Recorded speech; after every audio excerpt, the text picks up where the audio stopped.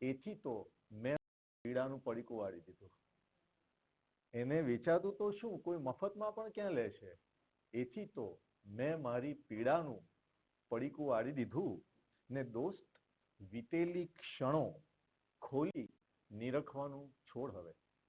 કે દોસ્ત વીતેલી ક્ષણો ખોલી નિરખવાનું છોડ હવે. કોઈ પૂછે તો કહેવાનું પડીકું વાળી દીધું. કે દોસ્ત વીતેલી ક્ષણો ખોલી નિરખવાનું છોડ હવે. કોઈ પૂછે તો કહેવાનું પડીકું વાળી દીધું. ને નૌકા આબેહૂબ દોરી. ચિત્રિયા કે નૌકા આબેહૂબ દોરી. હું ચિત્રકાર છું એટલે કે નૌકા આબેહૂબ દોરી પણ એ થોડી પાર લઈ જાય. કે નૌકા આબેહૂબ દોરી પણ એ થોડી પાર લઈ જાય. દોરેલી નૌકાનું આખરે પડીકું વાળી દીધું. કે નૌકા આબેહૂબ દોરી પણ એ થોડી પાર લઈ જાય. આખરે દોરેલી નૌકાનું પડીકું વાળી દીધું. આજે મારી સઘળી ઈચ્છાનું પડીકું વાળી દીધું. એટલે કે સૌ સમસ્યાનું પડીકું વાળી દીધું. પડીકું વાળી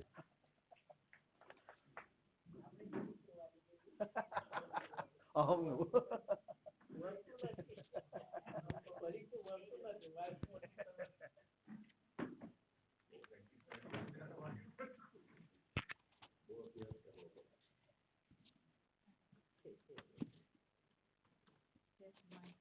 પ્રેમ છે તો અભ્યાસ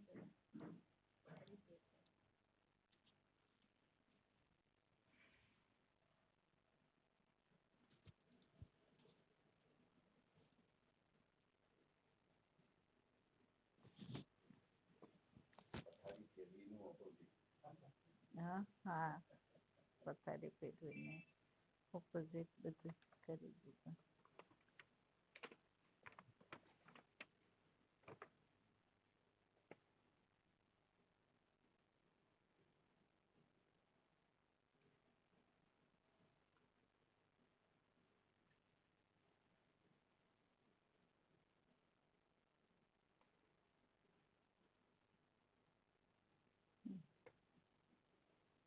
એને વેચાતું તો શું કોઈ હા એનું બોલો જોઈએ.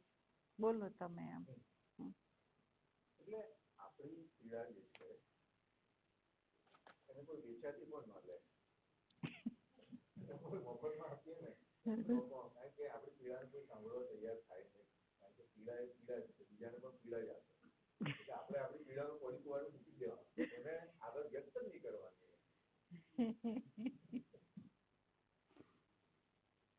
સરસ. કાવ્ય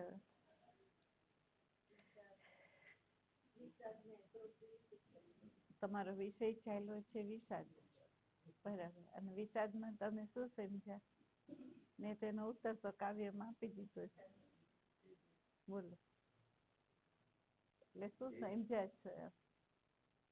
જે સંચિત કર્મો છે એને લઈને આપણે જીવને શરીર મળે છે. અને જ્યારે જીવ એ સંચિત કર્મોને જો યાદ કરે પાછું તો એ વિષાદમાં સરી જવાનો. કારણ કે એનો અહમ એ વિષાદ જ અહમ પાસે આવીને એને ઉર્જા આપે છે. અને અહમ પછી ઉભો થઈને કામ, ક્રોધ, લોભ એ બધું રાગ, દ્વેષ બધું કરાવે. તો એનું પડીકું વાળી. કારણ કે અમારી તો પથારી ફરેલી હતી. હવે ચાવી મળી છે પડીકું વાળવાની.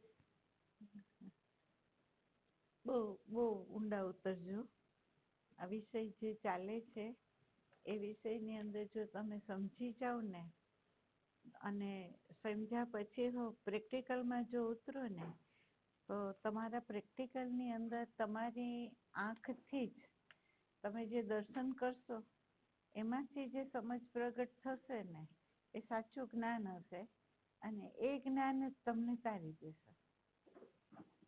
કયું જ્ઞાન તારી દેશે? તો અત્યારે તો તમને નકશો અપાય છે, પણ જો પ્રેમ હોય તો આ નકશા અનુસાર પ્રેક્ટિકલમાં આપણે જઈએ તો અહીંયા આપણી આંખથી જોશું આ કે આવી રીતે નકશા પ્રમાણે આપણે ચાલીએ તો એમાં દુઃખ વધે છે કે ઘટે છે એ, બરાબર? અને તમારી આંખથી જ આનું દર્શન થશે તો એમાંથી જે સમજ પ્રગટ થઈ એ તમારું જ્ઞાન છે, એ બીજાનું નથી. અને એ જ્ઞાનમાં તારવાની શક્તિ છે તો તમે તરી જાઓ, કારણ કે જે તમારા દર્શનમાંથી પ્રગટ થયેલી સમજ હોય ને એની વિસ્મૃતિ ના હોય. કારણ કે એ એવું છે કે જેમ નાનું બાળક એક વખત અગ્નિમાં આંગળી રાખી દે અને દાજી જાય તો એ બીજી વાર અગ્નિ તરફ ના જાય, એમ આપણી આંખથી જોયેલું જે વસ્તુ હોય અને એમાંથી આપણી અંદર જે સમજ પ્રગટ થઈ ગઈ હોય એ અનુભવથી, તો એમાં આપણે પાછા રિપીટ ન કરીએ, બરાબર? એટલે એ વાત સાચી છે. અનેક કામનાઓના આધાર ઉપર જ આપણી જે અધૂરી રહેલી કામના હોય એ કામના જ વાસના બને અને એ જ વાસના અનુસાર આપણે અનેક જન્મો લઈએ છીએ.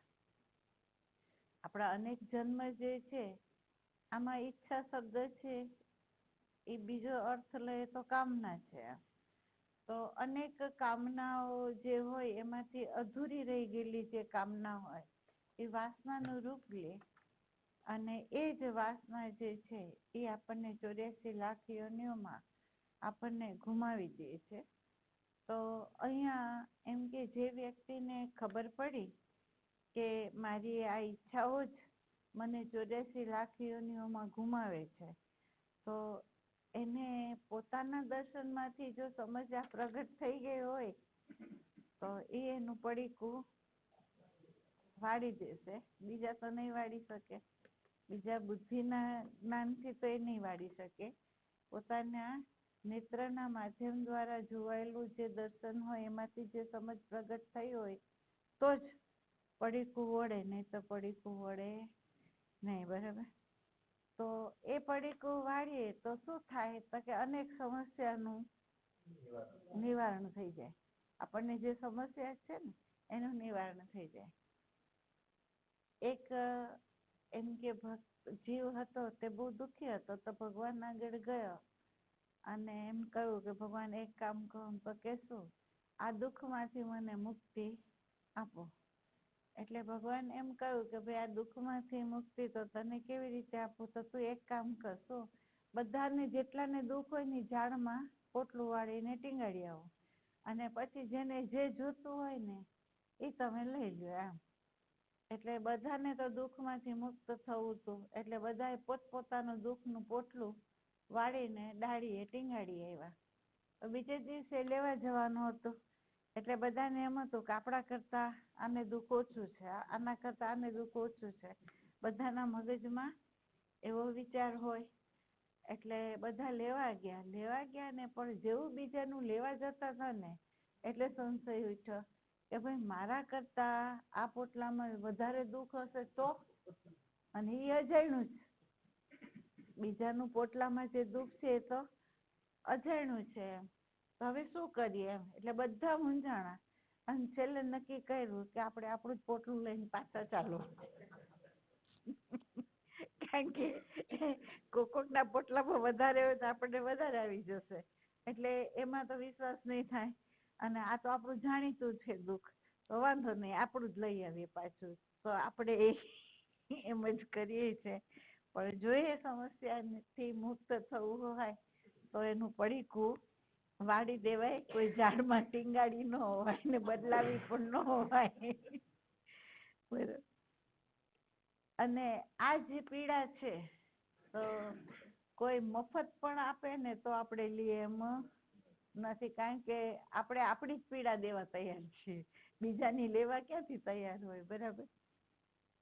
એટલે જ આ કોઈ મારી પીડા મફતે કોઈ લઈ જાય એમ નથી, એટલે મેં પડીકું વાળી દીધું, કારણ કે આ મફતમાંય જાય એમ નથી, બરાબર? દોસ્ત વીતેલી જે ક્ષણો ખોલી નિરખવાના. હવે જોજો ભૂતકાળની જે ક્ષણો છે ભૂતકાળની, એ સુખની હોય તોય ભલે ને દુઃખની હોય તોય ભલે, એને ખોલવાથી કઈ મજા નથી આપણને. એ ખોલવાથી આપણને કઈ મળે એમ પણ વર્તમાનમાં નથી, બરાબર? તો એને નિરખવાનું છોડી દે ને, જોવાનું જ છોડી દે એ બાજુ. પછી સુખ હોય તોય છોડી દે, દુઃખ હોય તોય ભૂતકાળનું બધી સ્મૃતિઓને છોડી દે, બરાબર? કોઈ પૂછે તો એને કહી દેવાનું ભાઈ પડીકું વાળ ને આનું, એમાં શું મળશે આપણને? કઈ મળશે નહીં, બરાબર?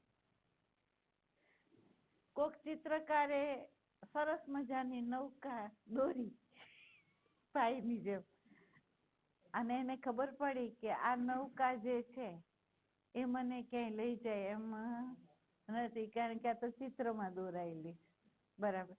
તો એ મને ક્યાંય પાર નહીં લઈ જાય. એટલે આખરે શું કર્યું? તો કે જે દોરેલી નૌકા હતી ને એનું પડીકું વાળી દીધું, બરાબર? અને હકીકતમાં એવું જ છે, સાચી સમજ પ્રગટ થશે ને તો આપણે નૌકાનું બહુ સાગર તરવાની જે ભ્રમણા છે એનું આપણે પડીકું વાળી લઈશું. હકીકતમાં એમ છે.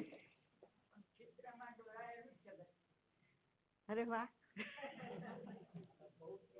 એમ જ છે, એમ જ છે ભ્રમણાની, બરાબર.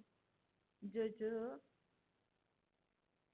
વિષાદ, તમે વિષાદમાં શું સમજો છો એ કયો મને. વિષાદ તમે કોને કયો છો કે આ વિષાદ છે?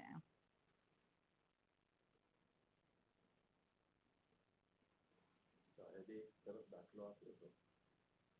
અર્જુન કૃષ્ણને લઈને યુદ્ધના મેદાનમાં આવે તો પહેલા તો રથને વચ્ચે લઈ જાય. અર્જુન કે કૃષ્ણ વચ્ચે લઈ જાય. હા, એટલે ગીતાની અંદર જે વિષાદ યોગ છે એમાં આપણે કેવું સહેલાઈથી બોલી ગયા કે ભગવાને શ્રી કૃષ્ણએ અર્જુનને વિષાદ જે થયો એમાંથી એને બહાર કાઢ્યા છે, બરાબર? તો આપણને બધાને આપણા જીવનની અંદર અનેક સમસ્યાઓ આપણા જીવનમાં આવી છે. અનેક શરીરોમાં રોગના અનુભવો થયા છે, સંબંધોની અંદર વિખવાદો થયા છે, ક્યાંક અહંકારના આઘાતો પણ લાગેલા છે આપણને. એમ નથી, કોઈ એવો જીવ નહીં હોય કે મારા સાથે કોઈ એવો જીવ ન હોય કે જેના જીવનમાં આ ઘટના ન ઘટતી હોય, બધામાં ઘટી જ હોય, બરાબર? તો એ ઘટનાઓને તો આપણે અનુભવી છે, આપણે અનુભવી તો છે ને એ ઘટનાઓની, કે એ વખતે આપણને કેવી પીડાઓ થાય છે, કેવું રુદન હોય છે, એ બધું આપણે જેમાંથી પાસ ઓન થયા હોય એનું તો આપણને જ્ઞાન છે. પણ એ જ્ઞાનમાં વિષાદ આવ્યો ખરો?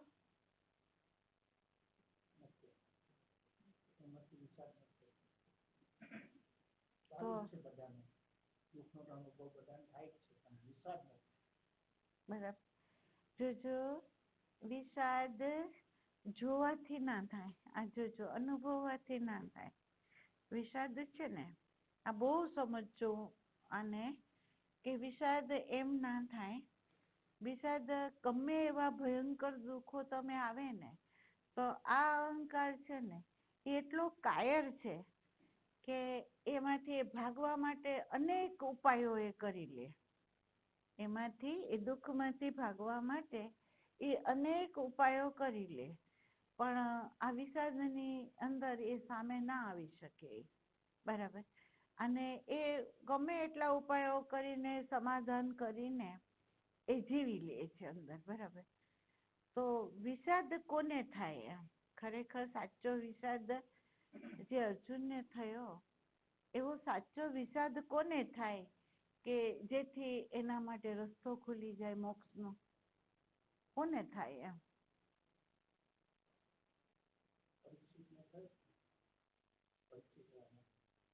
પરીક્ષિતને ભય કહેવાય, પરીક્ષિતને મૃત્યુનો ભય હતો, બરાબર? એ હું તમને સમજાવીશ પરીક્ષિતનું. ખરેખર વિષાદ કોને સાચો થાય?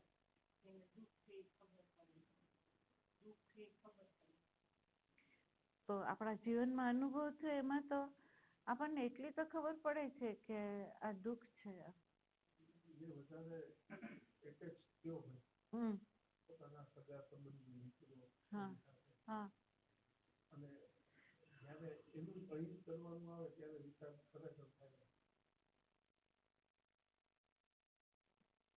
આમ આંગળી નહીં જાય. વિસર્જનની આંગળી છે ને આમ નહીં જાય.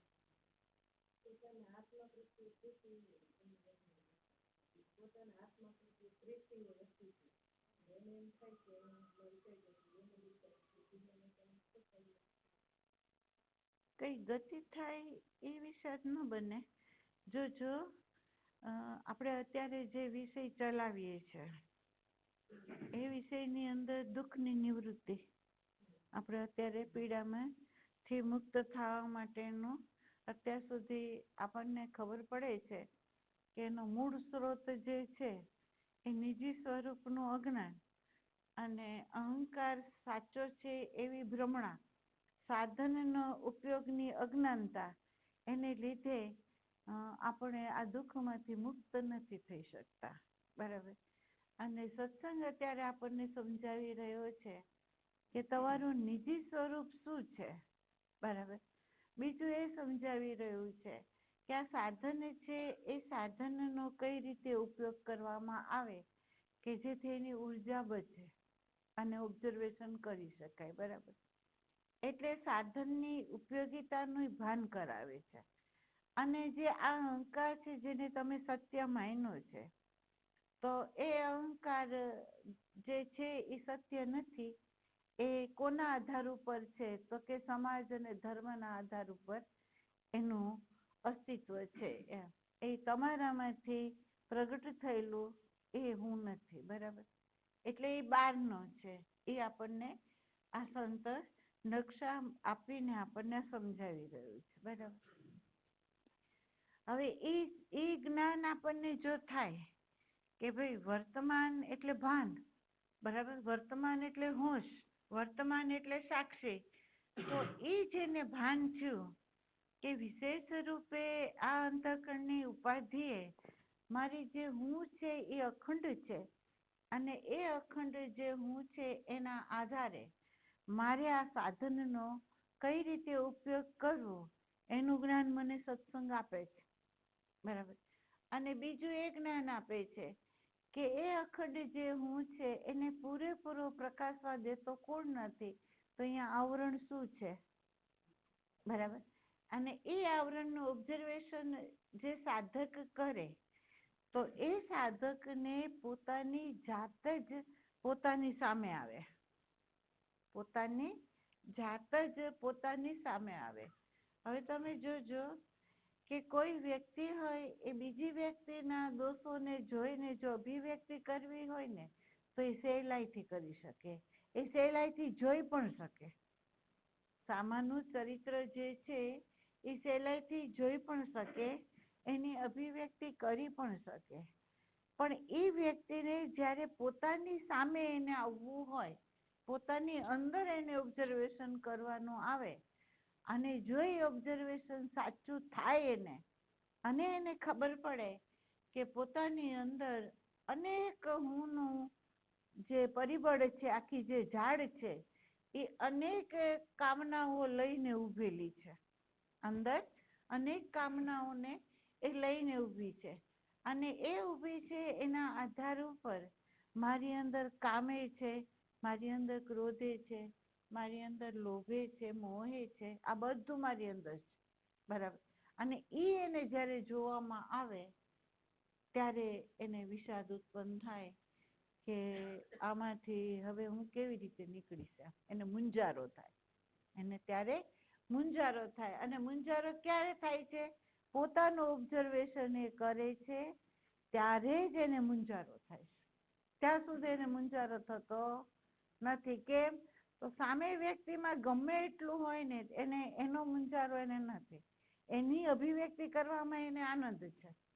પણ જ્યારે પોતા તરફ જ્યારે આંગળી આવે અને પોતાની અંદર આ બધું જોવે ત્યારે એને મૂંઝારો થાય અને ત્યારે એને વિષાદ સાચો જાગે અને પછી એને એમ થાય કે હવે હું આમાંથી મારે નીકળવું હોય તો શું કરું. બરાબર. બીજું, જેમ તમને અત્યારે ભાઈએ કીધું કે પરીક્ષિતને એમ, તો પરીક્ષિતે કર્મ એવું કર્યું. જો આ કર્મ આપણે બધા કરીએ છીએ, આપણે માર ખાઈએ છીએ, આપણને ખબર નથી. કે આજે જ સરિતાબેન જોડે વાત કરતી હતી કે સંતોના સાનિધ્યમાં અથવા ઈશ્વરના સાનિધ્યમાં જીવ ચાલ્યો તો જાય છે, પણ માગે છે શું? સંસાર. જોજો, માગે છે એ સંસાર.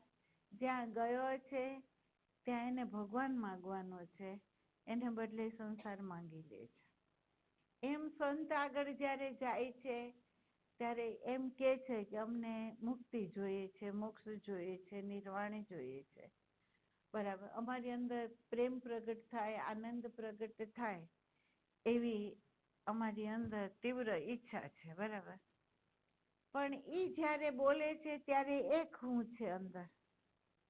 એ જ્યારે બોલે છે ત્યારે અહંકારનો એક હું છે કે જે ધર્મમાં ના ઢાંચામાંથી ઊભો થયેલો છે. બરાબર. અને અમુક સમય જાય ત્યારે એક સમાજના ઢાંચામાંથી એક હું ઊભો થાય અને એની અંદર સંબંધગત લાગણીઓ હોય, બધું જ હોય. બરાબર. મૂલ્યાંકનો હોય, કારણ કે સમાજે આપેલા સંબંધના મૂલ્યાંકનો છે, સમાજે આપેલા પૈસાના મૂલ્યાંકનો છે. બરાબર. સત્તાના મૂલ્યાંકનો છે. તો એમાંનો એક હું ઊભો થાય અને એને ખબર પડે કે આમાંથી નાવ હાલક ડોલક થઈ છે, તો એ શું કરે? એ હાલક ડોલક નાવને બચાવવા એ સંત આગળ વયો જાય, ત્યાં ભગવાન આગળ વયો જાય અને પછી એમ કે આટલું અમારું કરી દો કે આમાંથી અમે પાસ ઓન થઈ જઈએ એમ. તો ખરેખર એ ગયો શેના માટે? તો એને ખરેખર જોઈએ છે શું? તો ભગવાન નથી જોતા, એને ભગવાન નથી જોતો. તો આ આપણને એ વખતે સંતો કે છે, સંતો નથી કહેતા એમ નથી. જેમ ભગવાનને એક એવી રચના રાખી છે કે જો હું બચી જતો હોય અને કોઈ પૈસાથી ખુશ થઈ જતો હોય તો એને પૈસા આપી દો, કોઈ સત્તાથી ખુશ થઈ જતો હોય તો એને સત્તા આપી દો. બરાબર. તો એને જે જોઈએ છે આપી દેવામાં સસ્તામાં સોદો છે, પરમાત્મા જાણે છે. એટલે સસ્તાનો સોદો એ કરી નાખે છે ભગવાન. કેમ? તો એ જાણે છે હું બચી ગયો છું. બરાબર. એમ સંતની પાસે જતા જ્યારે કોઈ વ્યક્તિ આ માંગી લે તો સંત પ્રપન્ન પારિજાત જેવો છે અને પ્રપન્ન પારિજાતની નીચે તમે ભૂલ કરો છો માંગવાની, તમે નહીં માંગો ને તોય અંદર તમે જે લઈને આવ્યા છો ને એ ઘટના ઘટી જવાની છે. બરાબર. છતાં માંગીએ છીએ. અને સંત એમ કે છે જાઓ થઈ જશે, જવા દો. બરાબર. એટલે સંત જાણે છે કે અહીંયા હું બચી જાઉં છું, અહીંયા હું બચી જાઉં છું. બરાબર.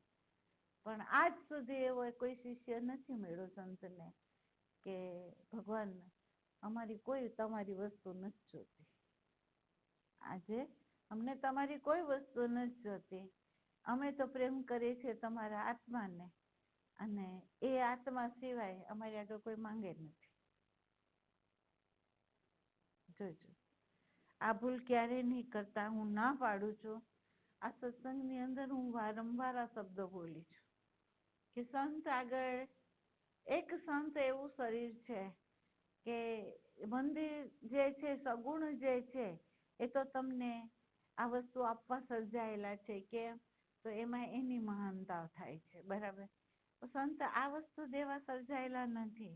એ મા બાપ સાચો છે, એ વિષ કેવી રીતે આપણને આપે, પણ છતાં તમે વિષ માંગો છો એટલે તમને એ આપી દે છે, કારણ કે એને ખબર છે કે એને મૂલ્ય સંતનું નથી.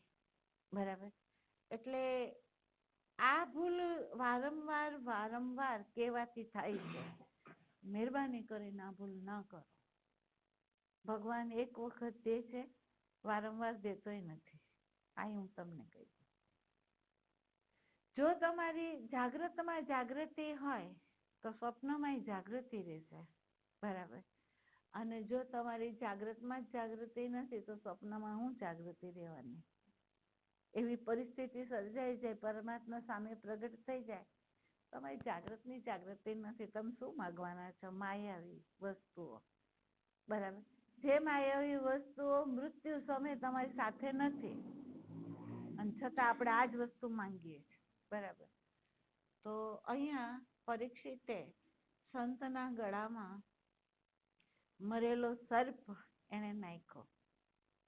સંતની કઈ રીતે એની જોડે આપણે કઈ રીતે રહેવું જોઈએ, એની જોડે કયો વ્યવહાર કરવો જોઈએ, એ પરીક્ષિતે પહેરેલો જે મુગટ હતો એને લીધે એ મુગટની જે અસર હતી એ એની અંદર પડી. અને જેમ દુર્યોધન ને એ લોકોએ જે વ્યવહાર કર્યો હતો એવો જ વ્યવહાર પરીક્ષિતની અંદર ભાન હતું, સારા વિચારો હતા, શુદ્ધ ભાવ હતો, છતાં એ મુગટ પહેરવાથી, મુગટનો સંગ કરવાથી એની અંદર એના જે વાઇબ્રેશન હતા એ વાઇબ્રેશનને લીધે પરીક્ષિતે મરેલો સર્પ એના ગળામાં નાખ્યો. મરેલા સર્પનો અધ્યાત્મ દ્રષ્ટિકોણે અર્થ એવો થાય છે કે સંસારની જે માંગ કરવી ને એ મરેલી વસ્તુ છે, એ મરેલી વસ્તુ છે. અને એ તમે એને ચડાવવા જાઓ છો, તમારા શરીરની પીડાઓ ચડાવવા જાઓ છો, તમે તમારા પ્રકૃતિની જે માંગ છે એ ચડાવવા જાઓ છો, બરાબર. તમે આ ચડાવી દો છો એને, તો તમે મરેલો સર્પ એને ચડાવ્યો. વિવેક ચુકાણો છે ત્યાં, બરાબર. તો એ જોયું કોણે? તો કે જે એની બાજુમાં એનો બાળક હતો એ જ્યારે આવ્યો અને એને જોયું કે પિતાના ગળામાં કોક મરેલો સાપ નાખી ગયા છે, એટલે એને ક્રોધ આવ્યો અને એ ક્રોધમાં એને સાપ આપી દીધો કે જા તારો 7 દિવસમાં મૃત્યુ, બરાબર. એ શ્રાપ કેને લીધે મળ્યો? એના કર્મના લીધે, એના અવિવેકને લીધે એને મળી ગયો, બરાબર. અને શ્રાપ આપ્યો કોણે? ઋષિએ નથી આપ્યો, પણ ઋષિ પુત્રએ આપ્યો. ઋષિએ નથી આપ્યો પણ ઋષિ પુત્રએ આપ્યો છે, બરાબર. એમ સંતને જે ચાહનારી જે વ્યક્તિઓ હોય, સંતને અતિ ચાહનારી જે વ્યક્તિઓ હોય, એના હૃદયમાંથી જ્યારે એને ખબર પડે કે આ બાળકો મારા ગુરુ ઉપર શ્રાપ નાખી જાય છે, તો એની અંદરથી શ્રાપ નીકળી જાય અને એના ભાગીદાર આપણે બધા થઈએ. આ હું ભય નથી આપતી, હકીકત છે એ કહું છું કે આમાંથી ભૂલ ક્યારે નહીં કરતા. પુણ્યનું બળ હોય તો સંત મળે, અને સંત મળે તો એની આગળ તમારું નિવારણ માંગો, બરાબર. અહંકારનું નિવૃત્તિ કેવી રીતે થાય, આત્યંતિક દુઃખની નિવૃત્તિ કેવી રીતે થાય એ માંગો, બરાબર. તો પરીક્ષિતને શ્રાપ મળ્યો, એને ભય થયો, એને ખબર પડી 7 દિવસમાં મૃત્યુ છે, બરાબર. હવે પરીક્ષિતની અંદર જેવો મુગટ ઉતરી ગયો ને એટલે એને મૂળભૂત સંસ્કાર ઊભો થઈ ગયો. શું? જ્યારે એ ગર્ભમાં હતા ત્યારે બાણ છોડવામાં આવ્યું હતું, બ્રહ્માસ્ત્ર, અને એ વખતે એનું રક્ષણ શ્રી કૃષ્ણએ કર્યું હતું. એનું રક્ષણ શ્રી કૃષ્ણએ કર્યું હતું. અને એ શ્રી કૃષ્ણએ રક્ષણ કર્યું તે વખતે ગર્ભમાં પરીક્ષિતે એ પ્રકાશને જોયો હતો અને એ પ્રકાશ એનું રક્ષણ કરી રહ્યું હતું, એ અનુભવતો હતો, બરાબર. અને એને એમાંથી પ્રશ્ન ઉઠેલો કે આ કયો પ્રકાશ છે કે જે મારું રક્ષણ કરે છે ને મને અભયતા બક્ષી રહ્યો છે? આ પ્રશ્ન ગર્ભમાંથી એને ઉઠેલો, બરાબર. અને એને કેટલી વાર આ પ્રશ્ન મૂંઝવેલો પણ કરો કે મારું રક્ષણ કોણે કર્યું હતું, મારું રક્ષણ કોણે કર્યું, તે પ્રશ્ન હતો. અને જ્યારે આ પ્રસંગ બન્યો એ અંદર જે પ્રશ્ન એનો હતો ને જાગી ગયો પૂરેપૂરો, બરાબર. જાગી ગયો અને એને એમ થયું કે કોકે મારા ગર્ભમાં રક્ષણ કર્યું હતું, બરાબર. તો હવે મારા મૃત્યુ વખતે મારો આત્માનું રક્ષણ થાય એમ છે, પણ કોણ કરશે? ગર્ભમાં તો કોકે કર્યું હતું, મને નથી ખબર કોણે કર્યું હતું. તો અત્યારે મારું રક્ષણ કોણ કરશે? એટલે એને બધા ઋષિઓ આગળ આ પ્રશ્ન મૂકી દીધો. બધા જ હતા, વ્યાસ હતા, સુખદેવજી હતા, બધા જ હતા. બધાની આગળ પ્રશ્ન મૂક્યો કે કઈ વ્યક્તિ મને 7 દિવસની અંદર મુક્તિ આપે, મને કોણ મુક્તિ આપશે આમાંથી? એમ જે આમાંથી કોઈ આપવા તૈયાર હોય તો હું એને શરણે થવા તૈયાર છું, બરાબર. હજુ જો સુખદેવજીના પિતા ખુદ ત્યાં છે, છતાં એ ઊભા ન થયા. સુખદેવજીના પિતા ખુદ વ્યાસ ત્યાં છે, છતાં એ ઊભા ન થયા. કેમ? તો એની અંદર એક વૃત્તિ હતી. જોજો, કયો સદગુરુ બાળકને મુક્ત કરી શકે? તો જેની અંદર કોઈ હેતુ ન હોય ને એ, બરાબર. હવે તમારો પ્રશ્ન. એ વ્યાસમાં પણ એક વૃત્તિ હતી, નારદમાં પણ એક વૃત્તિ હતી, અને બ્રહ્મામાં પણ એક વૃત્તિ હતી. બ્રહ્માએ ભાગવતનું શ્રવણ કર્યું તો સૃષ્ટિની રચના માટે કર્યું, એટલે હેતુ રચના. નારદે ભાગવતનું શ્રવણ કર્યું તો ભાગવતનો વિસ્તાર કરવા માટે, દરેકને આ ભાગવત ઉપયોગ થાય તો એના માટે એને ભાગવતનું શ્રવણ કર્યું. અને અહીંયા જુઓ તો સુખદેવજીએ ભાગવતનું શ્રવણ કર્યું તો અહીંયા એને વ્યાસે ભાગવતનું જે અનુભવ કર્યો તો એ રચવા માટે કર્યો, બરાબર. અને પરીક્ષિતે સુખદેવજીએ જ્યારે ભાગવતનું શ્રવણ કર્યું તો એમાં પોતાના જ કલ્યાણ માટે એને કર્યું હતું. ન તો એને જગતનું કલ્યાણની ભાવના હતી, ન તો શાસ્ત્ર રચવાની ભાવના હતી, ન તો કોઈનો ઉદ્ધાર કરવાની ભાવના હતી, ન તો કોઈ રચના કરવાની, જગતની રચના કરવાની ભાવના એનામાં નથી. એનામાં એક જ હેતુ હતો, પોતાનું કલ્યાણ, બરાબર. એટલે એની અંદર કોઈ હેતુ નતો, એટલે મુક્ત હતા એ પરિપૂર્ણ રીતે. અને મુક્ત હતા તો જે અહંકારથી મુક્ત હોય તો મહાપરા ભાગવતના રૂપમાં એનામાંથી જ વહે.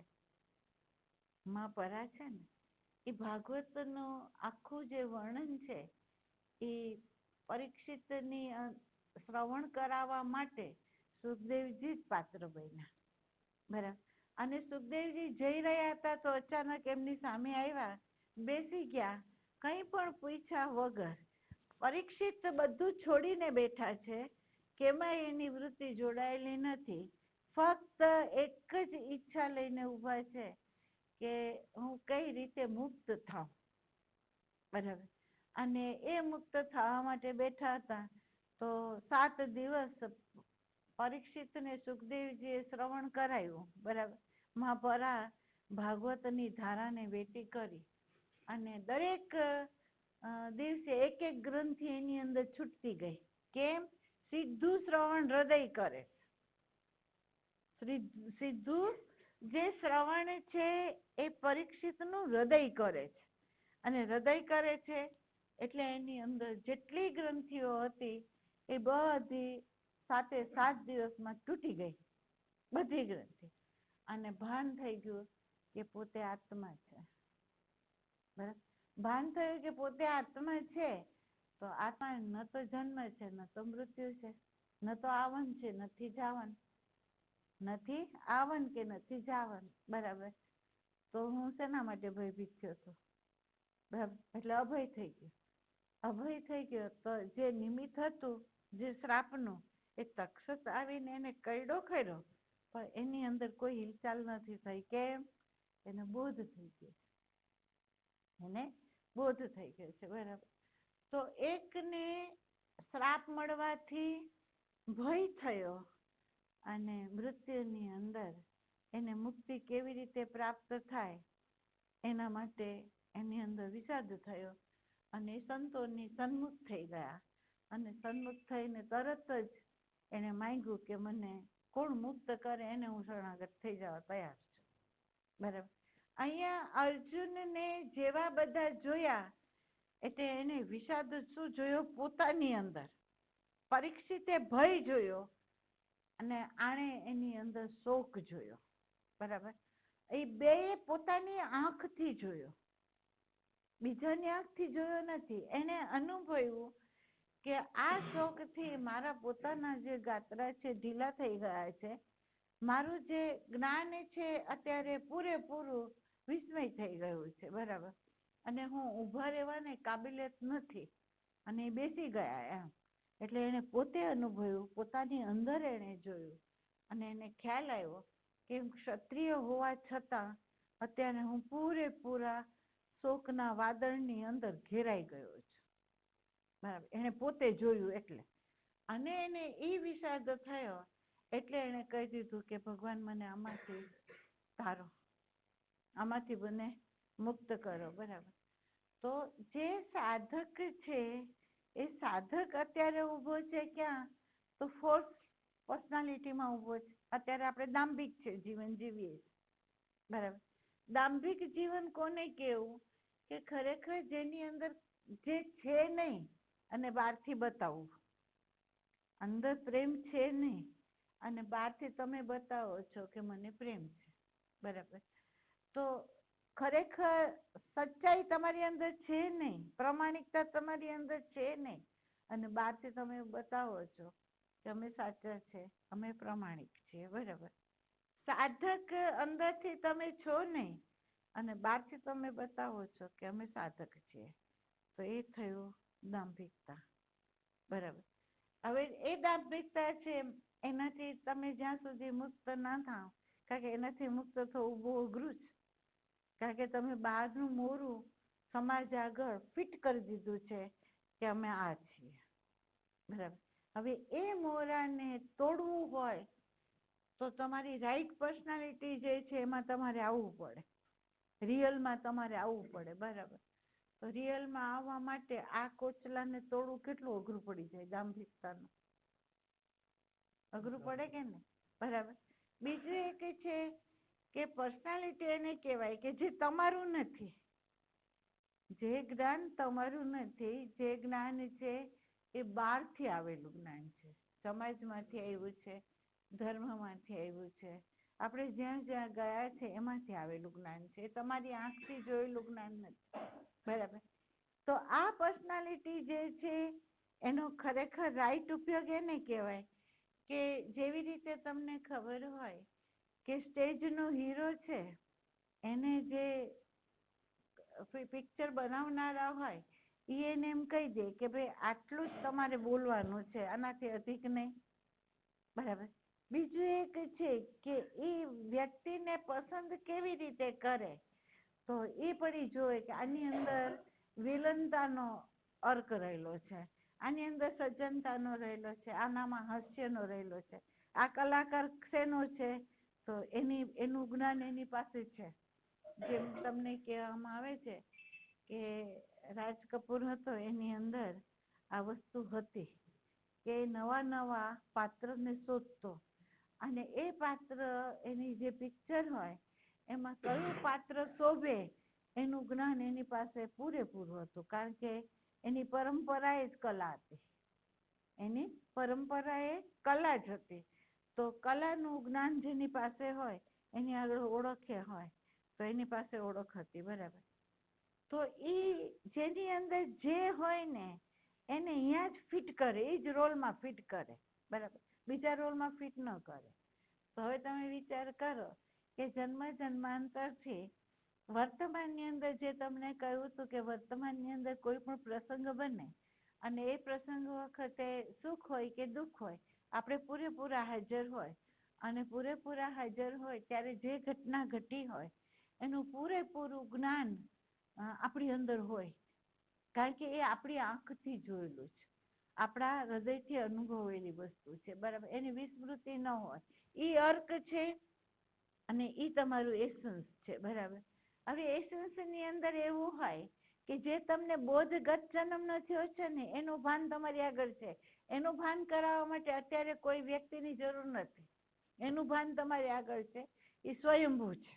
ઘણી વખત તમને ખબર હોય તો નાના બાળકો હોય તો એની અંદર તમે જુઓ તો ભલે 3-4 વર્ષનું બાળક હોય તો એની અંદર મેચ્યોરતા બહુ તમને જોવા મળે. તો આપણે શું કહે છે કે આ નાનું બાળક છે એની આપસુજ સ્વયંભૂ છે.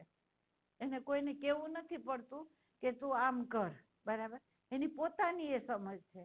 બસ એવી જ રીતે જન્મ જન્માંતરથી જે આપણા અનુભવમાંથી પ્રગટ થયેલું જે જ્ઞાન છે, જે સમજ છે, એ આ જન્મમાં પણ છે આપણી અંદર, બરાબર? પણ કાળે કરીને મા બાપની બેહોશીને લીધે દબાઈ ગયું હોય અને પર્સનાલિટી ઊભી કરાઈ હોય. અને આ પર્સનાલિટી પણ કેવી હોય એમ તો એ રાઈટ પર્સનાલિટી ત્યારે જ કહેવાય કે તમને ખબર હોય કે તમારો અર્ક શું છે, તમારો અનુભવ શું છે, તમારી સાચી સમજ શું છે. એ સમજ પ્રમાણે જ્યારે તમે ગતિ કરો ને તો એ રાઈટ છે, બરાબર? તો આપણને મા બાપનું ભાન કરાવ્યું હોય, આપણને સંબંધનું ભાન કરાવ્યું હોય તો એ વખતે તમારું જે એસન્સ છે એ પ્રમાણે જો તમે ગતિ આપતા હોય તો એ રાઈટ બને, બરાબર? તો અહીંયા તમે જુઓ તો દરેક હિરોઈનને એને કહેવામાં આવે કે આ રોલ તમારે ભજવવાનો છે, આ રોલ આને ભજવવાનો છે. વિલન હોય તો એને વિલનનો રોલ ભજવવાનો છે એમ કહી દીધું હોય, બરાબર? પણ એ જે રોલ ભજવનારા હોય એ સ્ટેજ ઉપર એની પોતાની કોઈ વાણી પ્રગટ કરી શકે ખરા? પોતાના વિચારો અભિવ્યક્ત કરી શકે ખરા? પોતાના અગાઉ પોતાના કોઈ એક્શન હોય જેને ન કીધા હોય અને એને કરવા જાય તો એને આ લોકો કબૂલ કરે ખરા? એ જે રીતે સિચ્યુએશન, જે રીતની સ્ટોરી અને જે રીતે એને કહેવામાં આવ્યું હોય એ જ રીતે એને કરવું પડે ને, એનાથી અતિરેક તો ન કરાય. એમ પરમાત્મા કહે છે કે તમારો જે રીતનો અર્ક હતો એ પ્રમાણે જ તમારે આ પૃથ્વીના સ્ટેજ ઉપર રોલ ભજવવા મેં મોકલા છે. મેં મોકલા છે તમને આ સ્ટેજ ઉપર.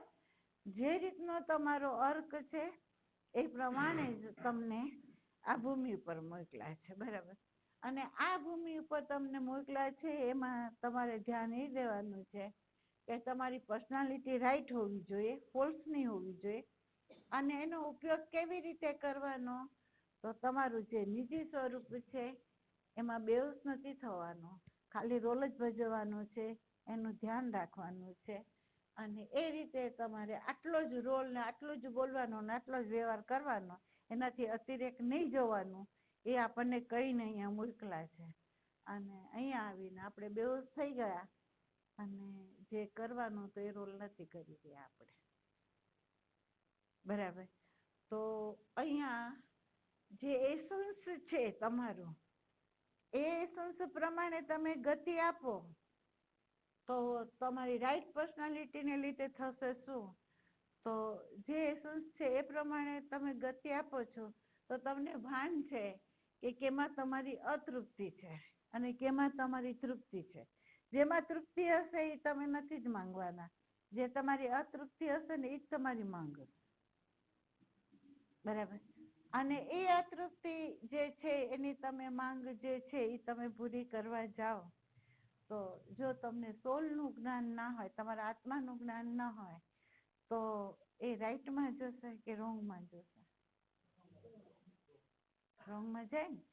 તો હવે એને રાઈટમાં લઈ જવી હોય તો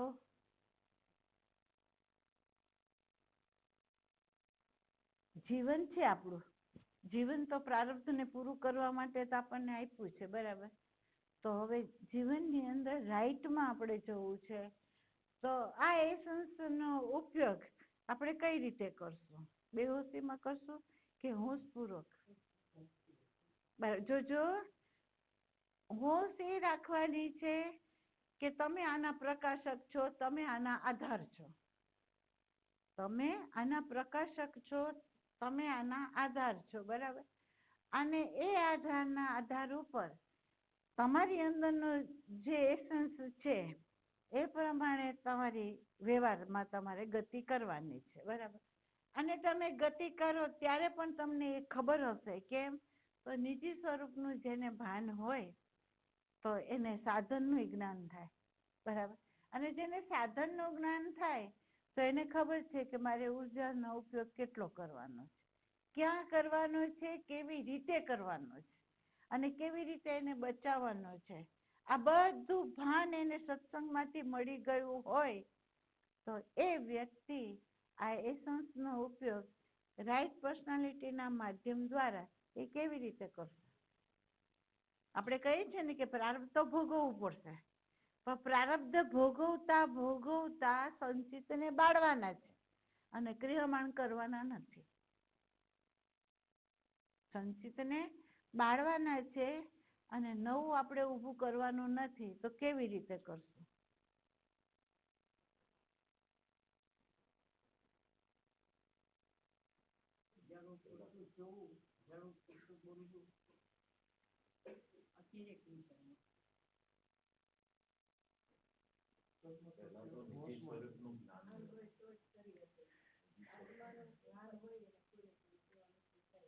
જો અત્યારે આપણે ધ્યાન એ દેવાનું છે કે આપણે નકશો લઈએ છીએ, સત્સંગના માધ્યમ દ્વારા નકશો લઈએ છીએ. નકશો લીધો, એને આપણને કીધું કે ભાઈ બાયોલોજીકલ જે બોડી છે એને એવી રીતે ઉપયોગ નહીં કરતા કે જેથી આપણી ઉર્જાનો વ્યય થાય. એટલે તમને સમજાવેલું કે ઘણા નવા નવા સ્થળો જોવા માટે ઉર્જાને વાપરી નાખે છે, સેક્સ ઉર્જાને, બરાબર. નેગેટિવ ભાવોમાં વાપરી નાખે છે, વિચારોમાં વાપરી નાખે છે, ભૂતકાળની સ્મૃતિની સાથે તાદાત્મ્ય થઈને. તો આ બધું જે આપણે ઉર્જા વાપરી નાખીએ છીએ એ આપણને સત્સંગમાં બોધ થયો તો આપણે શું કરશું? બ્રેક તો પેલા ત્યાં જ મારશું આપણે, બરાબર. અને આપણી એક વૃત્તિ જે છે એને સ્થિર ક્યાં કરશું? નિજી સ્વરૂપમાં, બરાબર. અને બીજો ફોકસ આપણે શેની ઉપર આપશું? અહંકાર ઉપર આપશું ને. હવે જોજો, એક જ એરો છે આપણા નિજી સ્વરૂપ ઉપર છે, બીજો એરો છે આપણા અહંકાર ઉપર છે. કારણ કે અહંકાર અનેક હુંના માધ્યમ દ્વારા આપણી ઉર્જાનો વપરાશ કરાવે છે. કાં તો એ બાયોલોજીકલ ઉપયોગ કરાવી દે, કાં ક્રિયાના માધ્યમ દ્વારા ઉપયોગ કરાવી દે, કાં નેગેટિવ ભાવના માધ્યમ દ્વારા ઉપયોગ કરાવી દે, કાં વિચારના માધ્યમ દ્વારા, બરાબર.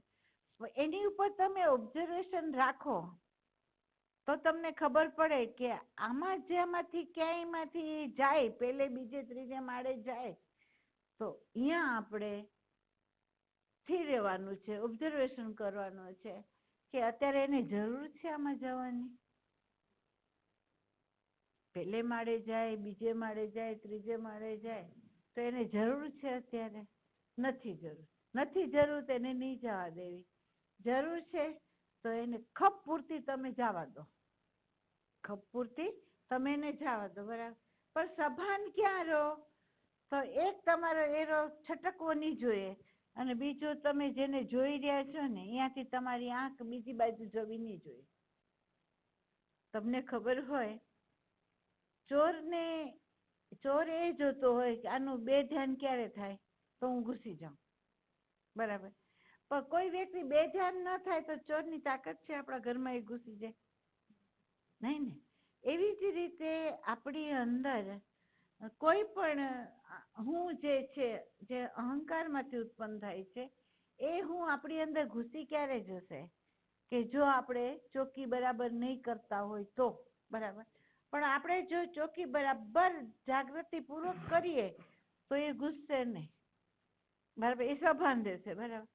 અને સભાન રહેશે એટલે એની અંદર જે ઉઠે છે, અંદર જે વસ્તુ ઉઠે છે એનું ઓબ્ઝર્વેશન એ કરશે ને એને ખ્યાલ આવશે કે આટલી આટલી વસ્તુઓ મારી અંદર જો ન કરવા દઉં તો એ ધમપછાડા કરે છે, અંદર ન કરવા દઉં તો ધમપછાડા કરે.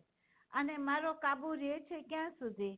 તો તમને એ જોવા મળશે. તમે પ્રેક્ટિકલમાં જશો તો થોડો વખત તમારો કાબુ રહેશે, સહેજ પણ આંખ મીચામણા થશે એટલે એ તમને લઈ જશે. એ જ હું તમને એમાં ઢસડી જશે, બરાબર.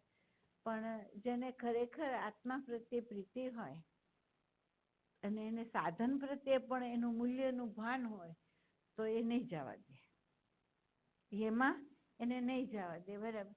જો એમાં એ સભાન થઈ ગયો તો સમજી લેવાનું કે એના 4 જે કેન્દ્ર છે અનબેલેન્સ હતા એ બેલેન્સમાં આવી ગયા, પ્રાણ રિધમમાં આવી જાય છે, પ્રાણ છે રિધમમાં આવી જાય, બરાબર. ઓબ્ઝર્વેશન બરાબર એને થાય છે અને બરાબર એને જ્ઞાન થાય છે કે અનેક હું છે એ કેવી રીતે દાંભિકતાથી ઊભા થાય છે, અનેક હું છે એ કેવી રીતે એમાંથી હું આવીને બફર કરે છે, એનો બચાવ કરે. તમારું મોરું બહાર આવી ગયું, તમારું દાંભિકતાનું મોરું આવી ગયું બહાર, તમારા અનેક જુઠ્ઠાણા જે હતા એ બહાર આવી ગયા, તમારી અપ્રામાણિકતા છે એ વસ્તુ બહાર આવી ગઈ બધી, બરાબર. પણ એક હું એવો છે અંદર કે એને ખબર પડી કે જો આ બધું આવી ગયું છે ને એટલે મરો છે, બરાબર, માલિકનો મરો છે, એટલે એ શું કરશે? બફર કરશે. એ બફર શું કરશે? મારી અંદર આ છે જ નહીં, મારી અપ્રામાણિકતા અંદર હોય જ નહીં, હું તો પ્રમાણિક જ હતો. આ વ્યક્તિ મારી જોડે અપ્રામાણિકતા એને વાપરી એટલે મેં વાપરી, બફર કરશે હું, બરાબર. હું અહીંયા જૂઠું કોઈ દી બોલું જ નહીં, પણ આ વ્યક્તિ મારી જોડે હંમેશા જૂઠું જ બોલતી આવી છે એટલે મારે એની જોડે જૂઠું બોલવું પડ્યું, નહીં મારે બોલવું નહોતું, બરાબર.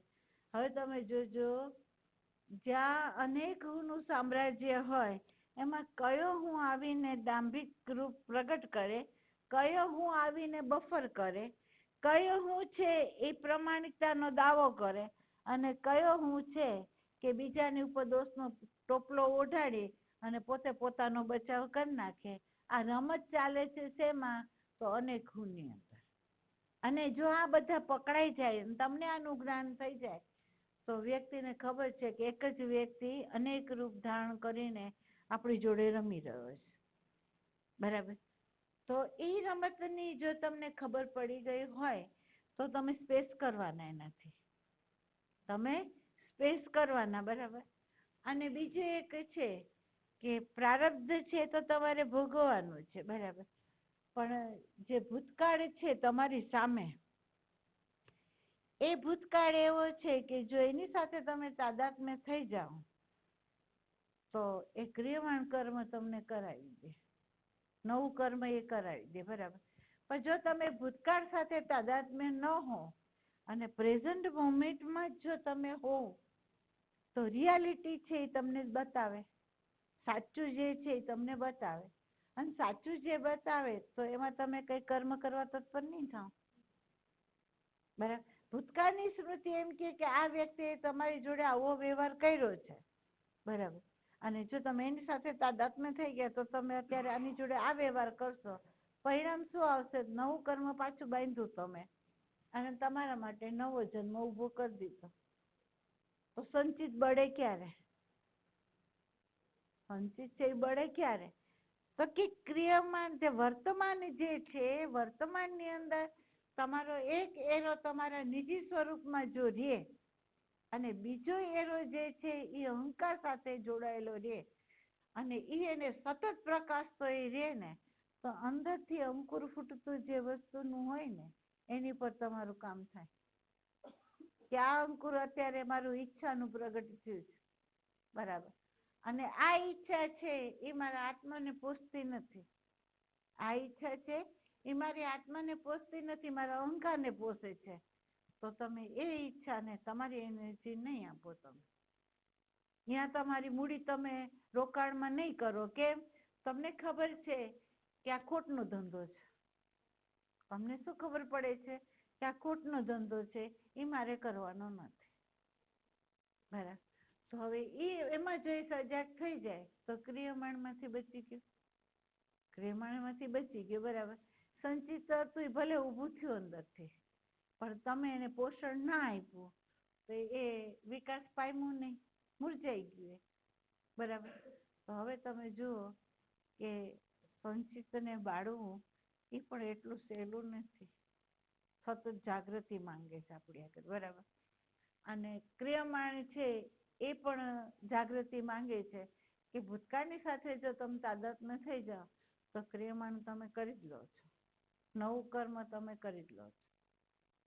તો વર્તમાનની અંદર સતત જે રે આ બેનો જે બાદ કરે, ભવિષ્યનો અને ભૂતકાળનો, એ બે તરફ જેની નજર ન જાય, ફક્ત પ્રેઝન્ટ મોમેન્ટમાં જ જેનું જીવન હોય, તો એ જીવનારો જે છે ને એ જ સંચિતને બાળી શકે, ક્રિયમાણથી મુક્ત થઈ શકે અને પ્રારબ્ધ ભોગવી લે. બરાબર, નહીં તો એ ન ભોગવી શકે. હવે આવું જેની સમજ પ્રગટ થઈને એ જ વ્યક્તિ સાચા અર્થની અંદર એ જ એસન્સનો ઉપયોગ કરી શકે, બીજો ન કરી શકે. જે વ્યક્તિ પોતાના નિજી સ્વરૂપમાં સ્થિર થઈ ગયો, આ બોધ જેને થઈ ગયો છે કે ભૂત અને ભવિષ્ય નહીં, પ્રેઝન્ટ મોમેન્ટ જ સત્ય છે, એનું જ એને ભાન થઈ ગયું, તો એ જ વ્યક્તિ છે એ પોતાનું જે એસન્સ છે, એટલે પોતાનું જે જ્ઞાન છે, પોતાનો જે સ્વભાવ છે, પોતાની જે સમજ છે, એનો એ રાઈટ ઉપયોગ કરી શકશે, બીજો નહીં કરી શકે. એસન્સ સારું હોય ને એસન્સ ખરાબે હોય, પણ જે આત્મામાં સ્થિર થઈ ગયો એને બેયની ખબર છે. જે આત્મામાં જે સાધક સ્થિર થયો હોય તો એને ખબર છે કે મારું એસન્સ સારું છે કે ખરાબ છે, તો એમાં એ સુધારો લાવી શકે. બરાબર. અને એ શું કરે એમ, તો એવા સ્થળે, ધારો કે અત્યારે આપણે એમ કહીએ કે કોઈ વ્યક્તિને ક્રોધ બહુ આવતો હોય, કોઈ વ્યક્તિની અંદર ઈચ્છાઓ બહુ હોય, તો એ વ્યક્તિ સત્સંગમાં જાય અને ધીમે ધીમે ધીમે એ સત્સંગ પીતા જાય અને અંદર ઉતારતા જાય, તો ધીમે ધીમે એના સ્વભાવમાં ફેર નથી પડતો? પડે ને. એના સ્વભાવમાં ફેર પડે, એની કામનાઓમાં ફેર પડે, એને બધે દોડવાની જે ઈચ્છાઓ હોય એ પણ સ્ટોપ કરે ધીમે ધીમે, અને એને ખ્યાલ આવે કે આની જરૂરિયાત નથી મારે, મારામાં હું સ્થિર થાવ. કેમ? જેમ જેમ એ સત્સંગને પીતો જાય ને એનો આનંદ એની અંદરથી પ્રગટ થતો જાય. બરાબર. એને એકલાપણું નહીં લાગે. કેમ? તો એને પોતાને ખબર છે કે મારી અંદર મારો પરમાત્મા સહયોગી છે, એ સુખ આપે છે, આનંદ આપે છે, પ્રેમ આપે છે, શાંતિ આપે છે. જે મને જોઈએ છે એની બધી તૃપ્તિ મને એમાંથી થાય છે, તો મારે બહાર દોડવાની જરૂર નથી. તો એ નહીં દોડે બહાર, તો એ આપોઆપ એના નિયમનમાં આવી ગયું. બરાબર. એ રાઈટમાં આવી ગયો અને એનો એ સંસ્થનો એને સદુપયોગ કર્યો. ખરાબ હતો એનો બાદ કરી નાખ્યો અને એ સંસ્થને સારા રૂપમાં પ્રગટ કર્યો એને. બરાબર. તો સંચિત જે છે એ બાળવું ત્યારે જ બળે તમારો, કે તમે સાચા અર્થની અંદર આ સમજ પ્રેક્ટિકલમાંથી પ્રગટ થાય ને તો જ, બાકી વાતો એ નહીં થાય. આવું ના પાડું. બુદ્ધિએ મેળવેલું ગમે એટલું જ્ઞાન હોય, એ જ્ઞાન સમયે સમયે કામ નથી આપતું, નથી આપતું, નથી આપતું. બરાબર. પણ તમારા પ્રેક્ટિકલમાંથી, તમારા દર્શનમાંથી જે સમજ પ્રગટ થઈને એ કામ એવું આપશે કે એ એસન્સનો આધાર લઈને રાઈટ પર્સનાલિટીને પ્રગટ કરશે અને પોતાનું પ્રારબ્ધ છે એ ભોગવતા ભોગવતા સંચિતને બાળતો જશે અને ક્રિયમાણ ઊભું જ નહીં થવા દે. બરાબર. અને એવી જ વ્યક્તિની અંદર સાચા અર્થની અંદર વિષાદ પ્રગટ થાય, બીજી વ્યક્તિની અંદર વિષાદ પ્રગટ થાય જ. જે વિષાદ છે ને એ ઉપર ઉપરનો છે, દુઃખની અભિવ્યક્તિ છે ને ઉપર ઉપરની છે, અને એ અભિવ્યક્ત કરે છે પણ થોડા દિવસો જાય ને એટલે એની આગળ અભિવ્યક્તિ તમને બીજું જોવા મળે કે ના અત્યારે બધું બરાબર છે. બરાબર. એટલે આપણે એમ કહીએ કે ઓબ્ઝર્વેશન અર્જુને કર્યું, ઓબ્ઝર્વેશન પરીક્ષિતે કર્યું, ઓબ્ઝર્વેશન બુદ્ધે કર્યું, અને એ ઓબ્ઝર્વેશનમાંથી જે વિષાદ પ્રગટ થયો એ વિષાદને લીધે એ લોકો ટોચી ગયા. સાચો વિષાદ તો પ્રગટ થવો જોઈએ ને આપણી અંદર. સાચો જે વિષાદ છે એ આપણી અંદર પ્રગટ થવો જોઈએ ને, થતો નથી. કારણ કે અહંકાર બફર કરે છે. અહંકાર છે બફર કરે છે અને તમને બચાવી લે છે તમારા અહંકારને. એ જોવા ન દે તમને. બરાબર. આમાં કોઈ પ્રશ્ન હોય તો કહો.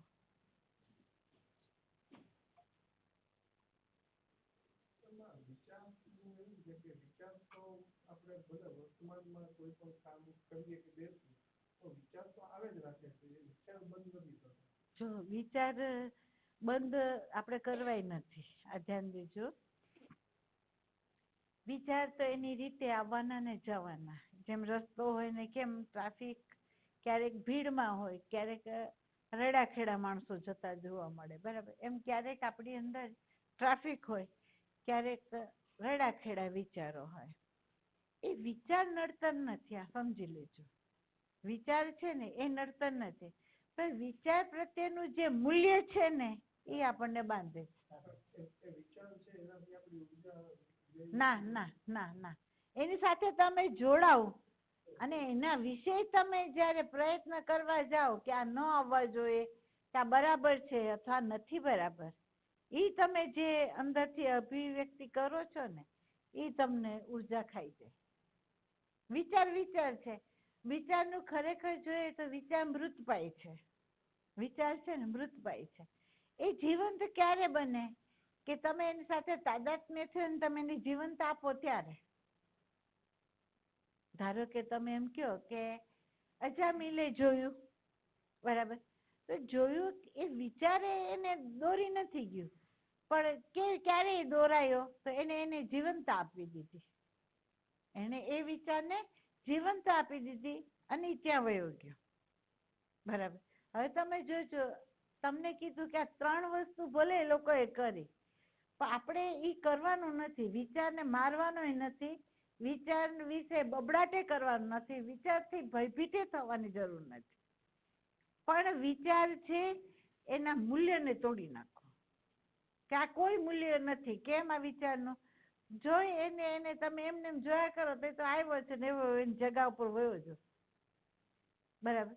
કારણ કે તમે જેવા બેઠા ને એટલે તમે બેઠા નથી કે એને અંદર આવવાનું શરૂ કર્યું નથી, બરાબર? એ રાહ જોવે છે કે તમે બેસો એટલે હું શરૂ થઈ જાઉં, બરાબર?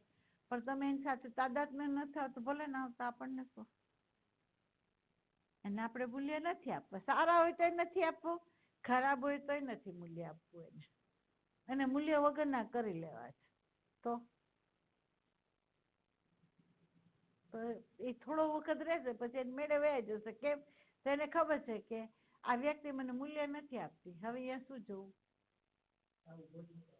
સૂર્ય જે મને મૂલ્ય જ નથી આપતું તો મારે શું કરવાનું? બીજું એક છે કે જે વ્યક્તિ પ્રયત્ન નથી કરતું મને ખસેડવા માટે. તમને ખબર હોય ને, કોઈ વ્યક્તિને તમે એમ કહો ને કે તારે અહીંયા નહીં આવવાનું, તો એ સતત વિચારશે આવવા માટે. એ આવવા માટે અનેક બાના કાઢીને પણ એ આવશે, બરાબર? પણ તમે એમે ન બોલો કે તારે આવવાનું નથી, તમે એમે ન બોલો કે આવો. આપણે કાંઈ બોલવું નથી, જોયા કરો. એને મૂલ્ય ના આપો તો એ કેમ 2-4 વખત આવીને પછી કેમ વયો જાય છે વ્યક્તિ? એમાં આ એવું છે. એને આદર સત્કાર આપણે ન કરીએ એ વિચારે વયો જ જશે.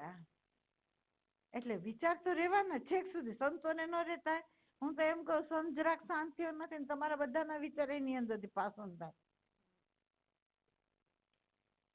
તમારા બધાના વિચારો એની અંદરથી પાસો થાય તો હવે એને જોવા બેસે તો એ શું કરે? એને મૂલ્ય ના આપે ને એને જોવે નહીં, આવ્યા વયા જશે. ભૂરે જોવા તો એને કંઈક થાય ને કે આ વિચાર સારા છે કે આ વિચાર ખરાબ છે. તો શું કરવા? વિચાર વિચાર છે. સારા ખરાબ તો ત્યારે થાય કે આપણે એને પકડીએ તો, બરાબર? એને મૂલ્ય આપીએ તો એ સારા ને ખરાબ થાય. બાકી વિચાર સારા એ નથી ને વિચાર ખરાબ એ નથી. એટલે આપણે એને મૂલ્ય નથી આપવાનું, બસ. બીજું એક છે કે આ ભાઈએ કીધું પડીકું વાળી બાંધી દેવું, ફાડી દેવું, બરાબર? તમને ખબર હોય પડીકું વાળવું એટલે શું ખબર છે? સમષ્ટિના લો ને આપણે જો સમજ્યા કે સમષ્ટિનો લો છે, તમે જે કરેલા કર્મ છે એના ફળ આપવા, બસ એટલું જ. સમષ્ટિનો જે લો છે શું છે કે તમે જન્મ જન્માંતરથી જે કર્મ કરીને આવો છો અજ્ઞાનતાએ, એ કર્મના સમયે સમયે ફળ આપવું એ એનો લો છે. તમને એ ખબર હશે, ખેડૂત બધી જાતના વૃક્ષો વાવે, એમાં નાળિયેરી હોય એને અમુક વર્ષ લાગે, આંબો હોય એને અમુક વર્ષ લાગે, બરાબર. અમુક એવા હોય કે તાત્કાલિક ફળ આપે. તો એમાં બધાએ જે વૃક્ષો વાવ્યા હોય એ સમયે સમયે જ ફળ આપે. તમે એમ નહીં માનતા આજે બધા હારે વાવ્યા એટલે હારે જ ફળ બધાના મળવા જોઈએ, એમ નથી બનતું, બરાબર. એવી જ રીતે જન્મ જન્માંતરથી આપણે જે અજ્ઞાન કાળે કરતા આવ્યા છે કર્મ, એના ફળ આપણને આપવા માટે એ નિમિત્ત છે, બરાબર. હવે ઈ લો ને જો તમે સમજી ગયા હો તો હવે તમારા હું માંથી જે ઊભું થાય છે કે મને આ ફળ મળવું જોઈએ ને આ ફળ ન મળવું જોઈએ, આવા પ્રસંગો ઘડાવા જોઈએ, આવા પ્રસંગો નહીં ઘડાવા જોઈએ, બરાબર. મને આટલી વસ્તુ મળવી જોઈએ, મને આટલી વસ્તુ ન મળવી જોઈએ. તો એ જે આપણો અહંકાર વચ્ચે ચંચુપાત કરે છે ને, એ શું કરે છે ખબર? લો તો લો પ્રમાણે જ આપવાનું છે, એમાં મીનમેક ફેર નહીં થાય. તો આ વગર જોઈ તે ઊભો થયેલો જે અહંકાર છે ને, એ તમારી શાંતિને હણી નાખશે. એ તમારી શાંતિને હણી નાખશે, તમારા આનંદને હણી નાખશે, બરાબર. તમારા પ્રેમને હણી નાખશે. કેમ? તો અહંકાર જ એમ કે છે કે આ વ્યક્તિ હું જેમ કહું એમ જ કરવું જોઈએ, અહંકાર કે છે, બરાબર. પણ એ જ આગ્રહ છોડી નાખીએ તો ભાઈ એ વ્યક્તિ સરાઉન્ડરે જે છે એ મારા પ્રારબ્ધે જ આવેલી છે, બરાબર. એમાંથી જે રીતે મેં ગત જન્મે જે રીતનો વ્યવહાર કર્યો હશે એ પ્રમાણે આ જન્મે મારી જોડે વ્યવહાર કરવાનો છે. તો અત્યારે મારે શું કરવાનું છે કે તટસ્થ થઈને એને અપનાવવાના છે અને મારામાંથી પ્રેમને જવા દેવાનું. મારામાંથી ખરાબ વિચારે ન ઉઠવો જોઈએ, ખરાબ ભાવે ન ઉઠવો જોઈએ. એઝ ઇટ ઇઝ જેમ હું છું મારા સોલમાં, મારા સોલનો સ્વભાવ છે શાંતિ, આનંદ, પ્રેમ, પ્રજ્ઞા, એ મારા સોલનો સ્વભાવ છે. તો એ સ્વભાવ પ્રમાણે જ મારે રહેવાનું છે, બરાબર. તો એના અંદર ઘટના શું ઘટશે? તો એ સમષ્ટિના લોને જેણે સ્વીકારી લીધો અને પોતા તરફથી આગ્રહ અને અપેક્ષાઓ છોડી દીધી, તો સંચિત બળે છે ને ભવિષ્ય ઊભું નથી થતું. તો સમજી લેવાનું કે એને પડીકું વાળ્યું, તો એને પડીકું વાળ્યું. બીજું એક છે કે તમને ખબર હોય કે ભાઈ નીચે એક દુકાન હોય, ધમધોકાર હાલતી હોય, અને હવે એને ભાઈને એમ થાય કે ભાઈ બહુ કમાઈ ગયા, હવે મારે કમાવું નથી, બસ થઈ ગયું એમ, તો મારે દુકાન બંધ કરવી છે. તો દુકાન બંધ કરનારો માલિક શું કરે?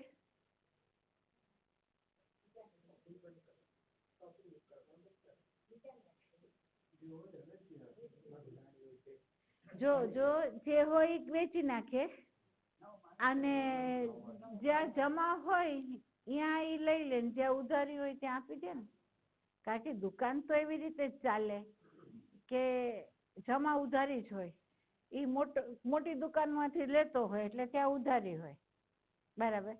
અમુક ઠેકાણે ગ્રાહકને આપતો હોય તો એના પૈસા એની આગળ જમા હોય, ઓલાને આપવાના હોય, માલ લઈ ગયો એને, બરાબર. તો ક્યાંક જમા છે, ક્યાંક ઉધારી છે, બરાબર. તો એને દુકાન બંધ કરવી છે તો શું કરશે? પોતાનો માલ વેચશે અને સાથે જમા ઉધારી છે ને એ લેતી લેતીના ચોપડા ચોખ્ખા કરી નાખશે.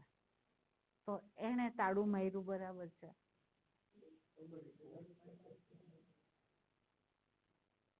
બરાબર. તો હવે આપણે જીવવાનું કેવી રીતે છે? પ્રારબ્ધ ભોગવવાનું છે. જો પ્રારબ્ધ ભોગવવાનું છે, જ્યાં જમા છે ત્યાંથી લઈ લેવાનું છે અને જ્યાં ઉધાર છે ત્યાં આપી દેવાનું છે, બરાબર. તો આપણને નથી ખબર ક્યાં જમા છે ને ક્યાં ઉધારી છે, તો આપણને જ ખબર, બરાબર. ગત જન્મે આપણે શું કરીએ એ નથી ખબર. તો હવે બેટર વે છે કે કોઈ પણ વિચાર વગર જ્યાંથી કઈ આવે તો આપણે લઈ લેવાનું, અંદરથી પ્રેરણા થાય કે આને આપી દેવું છે તો આપણે આપી દેવાનું. તો અહીંયા તમે નિષ્ક્રિય થઈ શકો. જો તમે નિષ્ક્રિય થયું તો પડીકું વાળ્યું, બરાબર છે. પણ જો અહીંયા તમે સક્રિય રહ્યો, તમારો હું ઊભો રહે, તો અહીંયા તાળું નથી વાગતું ને પડીકું નથી બંધાતું. ખ્યાલ આવ્યો? તો અહીંયા પરમાત્મા સંકેત આપણને આપી દે છે, જો સરસ સંકેત આપ્યો, બરાબર, પણ એ સંકેત પ્રમાણે અમલમાં મૂકવું હોય ત્યારે આ કરી શકો તમે? અંદરથી પ્રેરણા થાય તો એ જ વખતે તમે આપી શકો, અને કોક આવે તો તમારા અહંકારને વચ્ચે લાવ્યા વગર તમે એ વસ્તુ પ્રેમથી લઈ શકો? તમે બે શબ્દો બોલો, શું જરૂર હતી ભાઈ? ભગવાને બહુ દીધું છે, તો ભગવાનને દીધું છે તો પણ આ જરૂર હતી, એ જમા હતા, તને દેવા આવ્યું છે, તું લઈ લે ને ભાઈ, વગર બોલે. તો હવે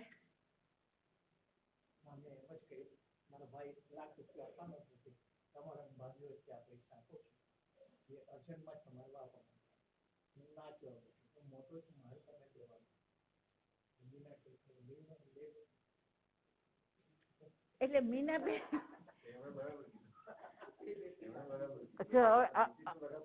હવે હું જો એમના મિસિસ છે ને, જોજો એમના જે મિસિસ છે એ ગુરુ ઉપર શ્રદ્ધા રાખનાર છે.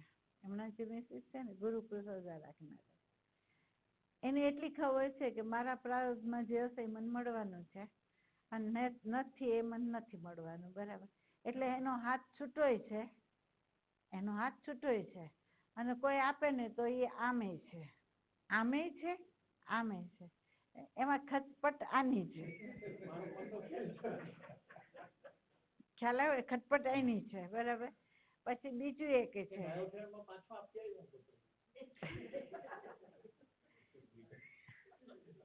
ના ના, એટલે એમનું તો મેં જોયું છે, એટલે હું કહી શકું કે આમની અંદર ખટપટ છે, બરાબર. એટલે એ વસ્તુ બીજું એક છે કે જે વ્યક્તિએ ચોપડો ચોખ્ખો કરવાનું નક્કી કરી લીધું હોય ને, એને એક ગાંઠ એ બાંધવી પડે કે ધારો કે કોઈ મને આપતું હોય ને તો બે હાથેથી હું પ્રેમથી લઈ લઉં, માથે ચડાવીને, બરાબર. અને કોક એમ કે એની આગળથી આપણે શું લેવાની જરૂર છે, આપણે એનું સાંભળવાનું નહીં. મારો ચોપડો ચોખ્ખો કરવો છે, હું શું કરે એનું સાંભળું? જે છે હું લઉં છું, બરાબર. અને જ્યારે મારે આપવાનું છે, મને અંદર પ્રેરણા થઈ કે મારે આને આપવા છે, બરાબર. હવે આપવા છે તો મને નજીકની વ્યક્તિ એમ કહી દે ને કે આટલા બધા આપવાની શું જરૂર છે, એટલે એનું સાંભળવાનું નહીં. કેમ? અંદર પ્રેરણા તને કેટલી થઈ દેવાની, બસ તું દઈ દે. અંદર પ્રેરણા થઈ છે ને, તું દઈ દે, પછી હરી છે જ આપણી પાસે. બાકી અહીંયા હરી ખોટું નહીં કરાવે કઈ, અહીંયા હરી છે ને ખોટું ક્યારે નહીં કરાવે. અને આ વાત છે ને હકીકત છે કે સ્વામીજી આટલા બધા આવ્યા મૂક્યા ને તો ક્યાંક ભાઈજી કે ને કે હવે તમે શું કરશો? તું કોઈ હરી છે, જવા દો અત્યારે, બાપુ માંગ્યા ને દઈ દો, પછી જે થવું એ થાય, બરાબર. તો એ રોકવા જાય, પણ હું એમ કહું કે અહીંયા હું તમે મને કહેશો ને તો હું નહીં રોકાવ, અહીંયા નહીં રોકાવ, અહીંયા મારે આપી જ દેવાના છે. તો એ વ્યક્તિ છે ને એને સમષ્ટિના લોની ખબર પડવા માંડે. એવી વ્યક્તિ હોય ને એને આ સમષ્ટિના લોની એ ખબર પડે કે મારાથી જે થઈ જાય છે ને એ વસ્તુની અંદર આ જે છે ને એ પ્રગટ થઈને આપણને કેવી રીતે કાર્ય કરાવે છે એ એને મળવા માંડે સંદેશા બધા. પણ જો વચ્ચે હું આવી જાય ને તો એ સંદેશો મળતો બંધ થઈ જાય. એટલે એ કામ નહીં કરવાનું ક્યારે, હું ના પાડું. અને આવું બને છે, તમે જોજો. એક હું એમ કહી દે કે મારા બેનને આપવું છે, બરાબર. જો એ વખતે ન આપ્યું તો બીજે દિવસે બીજો હું લોભી હોય ને એ અંદરથી ઊભો થાય, શું કરવા આપવું છે, દેવા દે. એ લોભી હું દેવાનું બંધ કરાવી દે તો એનો વિશ્વાસ ના કરાય. અત્યારે ઉઠો સારો ઉઠો છે ને, કરી નાખો કામ, કાલની વાત કાલે, તો ચોપડો ચોખ્ખો થાય, નહીં તો ના થાય, નહીં તો અટકી જ જાઓ તમે. અને ઘણી વખત અંદર હરિએ પ્રેરણા કરાવી હોય ને તો એ પ્રેરણા અનુસાર તમે ન વયા હોય ને તો કોક વખત મોટી ખોટ પણ ખાઈ લો તમે, મોટી ખોટ ખાઓ તમે, એટલે એ ન કરે.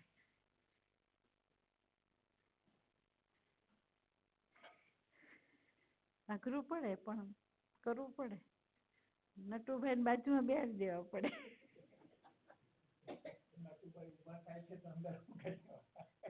ઘણી વાર ઉભા થાય તો, ઘણી વાર ઉભા થાય.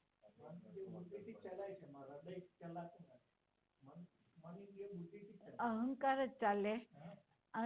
જે વસ્તુ જેમાં ઓબ્ઝર્વેશન એ કરવાનું છે, જ્યારે આપણે કોઈને રોકવા જઈએ છીએ તો આપણો લગાવ ક્યાં પડ્યો છે?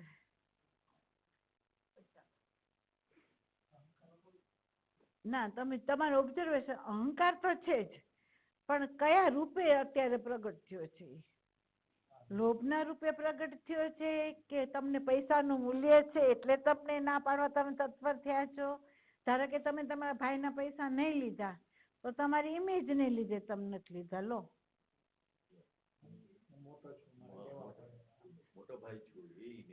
ઇમેજ ને લીધે તમે નથી લીધા, બરાબર.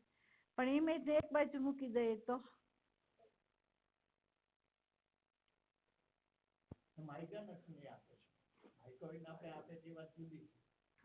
એટલે હવે તમે ન લીધા હોય ને તો તમારે લેવા માટે જન્મ લેવો પડશે.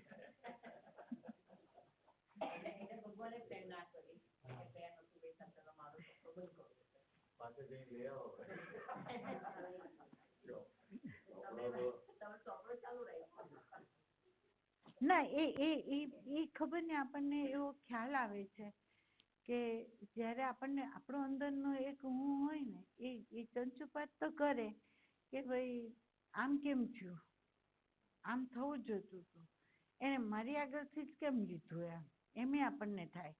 પણ જ્યારે લાંબુ વિચારીને ત્યારે આપણને એમ થાય કે હરી કેટલો દયાળુ છે, આપણો ચોપડો ચોખ્ખો કરી નાખ્યો એને, આપણને એમાંથી મુક્તિ કરાવી દીધી.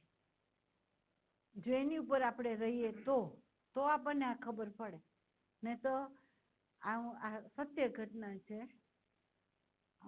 ભાગવતાનંદજી સંત ગીતા મંદિરના થઈ ગયા એક, અને બહુ પ્રખર હતા ગીતા મંદિરના ભાગવતાનંદજી.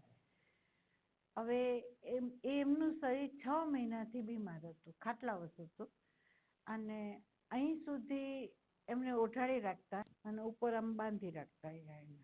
ખાલી આંખ આપણને દેખાય ને બસ એવી જ રીતે એ 6 મહિનાથી એવી રીતે જ હતા એ સંત, બરાબર. એમાં એવું થયું કે છોકરા નાના એટલે વેકેશન હતું એટલે રાજકોટ જતી હતી હું. એટલે મેં કીધું બરોડા સુધી મને લઈ લ્યો, બરોડાથી તમે મને રાજકોટની બસમાં બેસાડી દો, પછી તમે રિટર્ન થાવ, હું વહી જઈશ, બરાબર. હવે અમે બરોડા ગયા તો બરોડા અમે સાંજ સુધી રહ્યા, રાજકોટની બસ નહીં મળી. ભરચક વેકેશન એટલે ભરચક. એટલે ભાઈજી એમ બોલ્યા કે હવે તમે એક કામ કરો, આ અમદાવાદની બસ છે ને એમાં 2 સીટ ખાલી છે, હવે તમે એમાં બેસી જાઓ અને તમે અમદાવાદ વયા જાઓ, બરાબર. અને નૈનાબેનના સાસુ છે નણંદ થાય, એટલે એમ કે ત્યાં તમે રોકાઈ જજો અને બીજે દિવસે તમે રાજકોટ વયા જજો, બરાબર. અમે ત્યાં ગયા. હવે ગયા એટલે જો આપણે ઈચ્છીએ તો આપણને એક બસ ભરચક આવે ને એટલે અંદર ઉકળાટ થાય કે આય ભરેલી આવી, આય ભરેલી આવી, હવે ક્યારે મળશે બસ કે જેથી આપણે ટાઈમસર પહોંચી જઈએ. તો એ એક ઉકળાટ હતો. અને એમાં અમદાવાદ ગયા, બરાબર.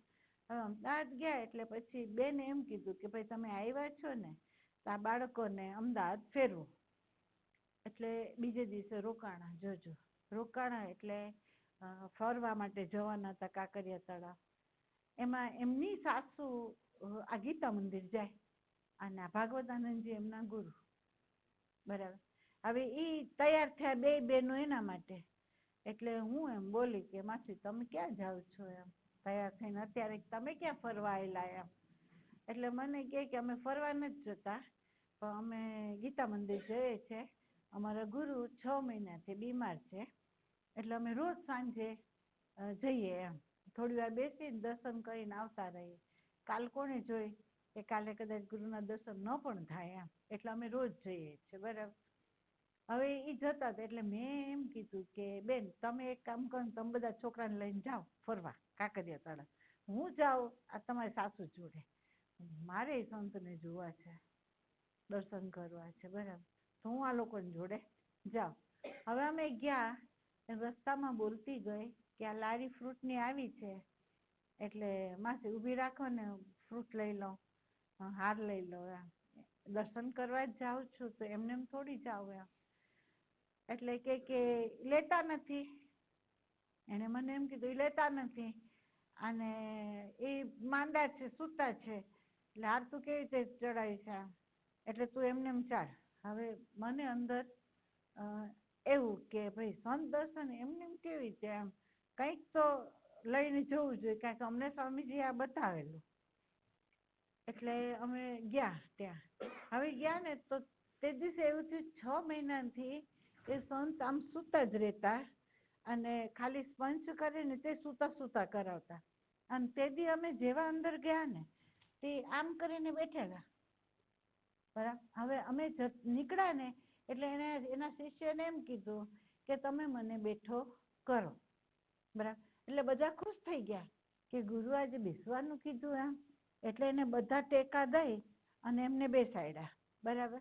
બેસાડ્યા એટલે આમ કરીને બિચારા આમ બેઠા હતા એટલે અમે ગયા ને એટલે મેં તેમને જોયા. માસી એમ બોલ્યા કે લે તને તો સંતના દર્શન પૂરા થવાના, કે તું નસીબદાર કે આ 6 મહિનાથી સ્વામીજી સુતા જ અમે દર્શન કરીએ ખાલી આંખના, અને તને આખા બેઠેલા જોવા મળ્યા. તો મેં કહ્યું માસી મને અંદર સંતનો ભાવ હતો તો ભગવાને દીધા ને દર્શન એમ. એટલે હું છે ને એની બાજુમાં છે ગઈ. હવે ગઈ એટલે આમ બેઠા હતા એટલે આ ગુડ, એટલે મને શું કે સારું કાંઈ ફળ નહીં, કાંઈ ફૂલ નહીં, આ હારે ચડાવી શકવાની હતી, આમણે મને લેવા નહીં દીધા, તો હવે એને શું આપવું એમ. એટલે મેં પાકીટ ખોલ્યું, પેલા પાકીટ ખોલ્યું ને તો પેલા 50ની નોટ કાઢી, બરાબર. એટલે માસી સામે હતા એટલે એ કઈ લેતા નથી, બરાબર. એ એમ બોલ્યા લેતા નથી. હવે તમે જો ને તો 20ની કાઢી, 10ની કાઢી, એમાંથી 5ની કાઢી, તો એમાંથી એકેય ન મૂક્યા. 2 રૂપિયાની નોટ હતી ને એ મેં એને અહીંયા મૂકી. હવે જોજો હે, બે અંદરથી પ્રેરણા થઈ, 2ની મૂક, ન લે તો તું નીચે જઈને ગરીબને આપી દેજે, પણ લે તો જવા દેજે. હવે જેવી મેં મૂકીને તો ઈ સંતે હાથથી આમ કરીને એના ગજવામાં નાખી, બરાબર. નાખી એટલે મને આમ ઈશારો કર્યો કે અહીંયા બેસ નજીક, એટલે હું નજીક ખાટલાની નજીક એમની આગળ બેઠી. હવે અડધા કલાકમાં તૂટક એને તત્વમસીમાં વાક્યનો સાર એને મને સમજાવ્યો. જો સંત મફત પૈસા નથી લેતા, કરુણાકારી તો જુઓ, તો એને મને તત્વમસીમાં વાક્યનો સાર એને સમજાવ્યો મને, અને માથે હાથ મૂક્યો. એટલે હું પગે પડી એમ, અને અમે નીકળ્યા પાછા, બરાબર. નીકળ્યા એટલે માસીને રિક્ષામાં મારું બબડત ચાલુ થયો કે તમે મને નહીં હાર લેવા દીધો ને ફળ લેવા દીધા, ન પૈસા આપવા દે. મેં 2ની નોટ આપી તો 2ની નોટ તેને લઈ લીધી, તો હું 50ની આપત તો લઈ લેતી તો, બરાબર. તો તમે મને 2ની જ આપવાની કીધી, અને મેં કહ્યું મને કેટલો અંદર અફસોસ રહી ગયો કે હું 50 ન આપી શકી એમ. તમારો એવી કેવી વૃત્તિ ફરી ગઈ એમ, તમારા કયામાં હું કેવી રીતે આવી ગઈ એમ, એ મને અફસોસ થઈ ગયો, બરાબર. બીજા દિવસે તો અમે રાજકોટ નીકળી ગયા. રાજકોટ જેવા પહોંચ્યા ને ફાધરના હાથમાં પેપર, બરાબર. ફાધરના હાથમાં પેપર એટલે ફાધર પેપર જોતા હતા અને હું ગઈ એટલે બાપુને કીધા વાદળિયું વાતાવરણ થઈ ગયું બાપુ. એટલે એ કે તું ક્યારે પહોંચ? મેં હમણાં હું તો વહેલી જ પહોંચી. તો કે તું ક્યાંથી આવી? મેં કહ્યું સુરતથી નથી આવી, અમદાવાદથી આવી. એટલે મેં કીધું ને વાદળિયું વાતાવરણ, તો કે આજ કોક છે ને મહાન સંત છે ને એનું સહી છૂટશે કદાચ, એમ બોલ્યા, બરાબર. એટલે મેં કીધું મહાન સંતનું સહી, તેણે પેપર આમ બીજું પાનું કાઢ્યું ને એમાં આ ભાગવતાનંદજીનો ફોટો આવી ગયો, અને એને કીધું લો આ હું કહું છું ને આર્યા જા સંતનું સહી છૂટી ગયું સવારમાં, વહેલી સવારે. એટલે મેં કહ્યું બાપુ બતાવો તો મને, જોઉં તો ભાગવતાનંદજી જેના હું દર્શન કરીને આવી હતી. બરાબર. એટલે હું રોડી પડી એમ કે બાપુ મેં કોઈ દી પૈસાનું મૂલ્ય નહીં આપ્યું, પણ આ સંત આગળ માસેના કહેવાથી મેં પૈસા ન મૂક્યા અને ખાલી 2 જ રૂપિયા મૂક્યા, અને એવી સ્થિતિમાં એણે મને તત્વમસી મહાવાક્યનો સાર સમજાવ્યો. બરાબર. હું એની આગળથી સાર સમજીને આવી છું. એટલે કે હશે કંઈક લીલા ભગવાનની એમ. હવે એ મને અફસોસ એમાં એક દિવસ કૃષ્ણાનંદજી અમારા ઘરે આવી ગયા અને બાપુને વાત કરી. મેં કહ્યું બાપુ મારો જીવ છે ને એ વસ્તુથી આગો નથી ખસતો, મને એટલું બધી અંદર પીડા છે કે આવો મહાન સંત આગળ હું ગઈ પણ મારી એવી કેવી વૃત્તિ આવી ગઈ કે પૈસામાં ચોંટી ગઈ એમ, અને હું પૈસા ન ધરી શકી અને 2 રૂપિયા આપ્યા. એટલે તો મને કે તું કેની વાત કર? મેં ગીતા મંદિરના ભાગવતાનંદજીની. એ કે અહીંયા તું કેવી રીતે પહોંચી ગઈ? તો મેં આવી રીતે પહોંચી ગઈ. તો કે બેટા કે 2 રૂપિયા માટે એનું શરીર ઊભું હતું, 2 રૂપિયા માટે એનું શરીર ઊભું હતું, 2 રૂપિયા મળી ગયા એટલે શરીર છૂટી ગયું, કારણ કે એનો છેલ્લો જન્મ હતો. બરાબર. એટલે મેં કહ્યું એ બાપુ કેવી રીતે બને એમ? તો કે તું વિચાર કર, તું બરોડા બસમાં ઊભી રહી તને ન મળી ને, તને કુદરત કેવી રીતે લઈ ગયો ત્યાં? બરાબર. અને એ જતા હતા તો તું કેવી રીતે એની જોડે ગઈ? કેમ છોકરાને તું ન લઈ ગઈ? તને ત્યાં ખેંચી જનાર કોણ કે? તું ગઈ એમ કે તને ભગવાન ખેંચી ગયો એમ કે? મેં કહું બાપુ ભગવાન. તો તે 50ની કાઢીને તે અંદર મૂકી દીધી. કેમ? એ 2 જ માંગતા હતા, 2 જ રૂપિયા જ માંગતા હતા. 2 રૂપિયા એને મળી ગયા, શરીર છૂટી ગયું. અને એ સ્વામીજી એમ બોલ્યા કૃષ્ણાનંદજી કે જેની આગળ તું તત્વમસી મહાવાક્યનો સાર સમજી આવીને એની આગળ હું વિચાર સાગર શીખવા જતો. કૃષ્ણાનંદજી એ જ ભાગવતાનંદજી આગળ વિચાર સાગર શીખવા જતા હતા. બોલો. ત્યારથી મારા મગજમાં આ વસ્તુ ઘૂસી ગઈ કે 2 રૂપિયા માટે જો એ સંત એનું શરીર ટક્યું હતું તો મને કુદરત કેવી રીતે લઈ ગયું મને તો નથી ખબર. તો મને ખેંચી ગયું, એના 2 રૂપિયા અપાવી દીધા અને એનું લેતી દેતી ચોપડો ચોખ્ખો થઈ ગયો ને. તો હવે આપણે એમ જ જીવવું કે લેતી દેતી તો ચોપડો ચોખ્ખો કરો, મન થાય તો આપી દેવાનું, કોઈ આપે તો પ્રેમથી લઈ લેવાનું, બસ. ત્યારથી શીખી ગઈ.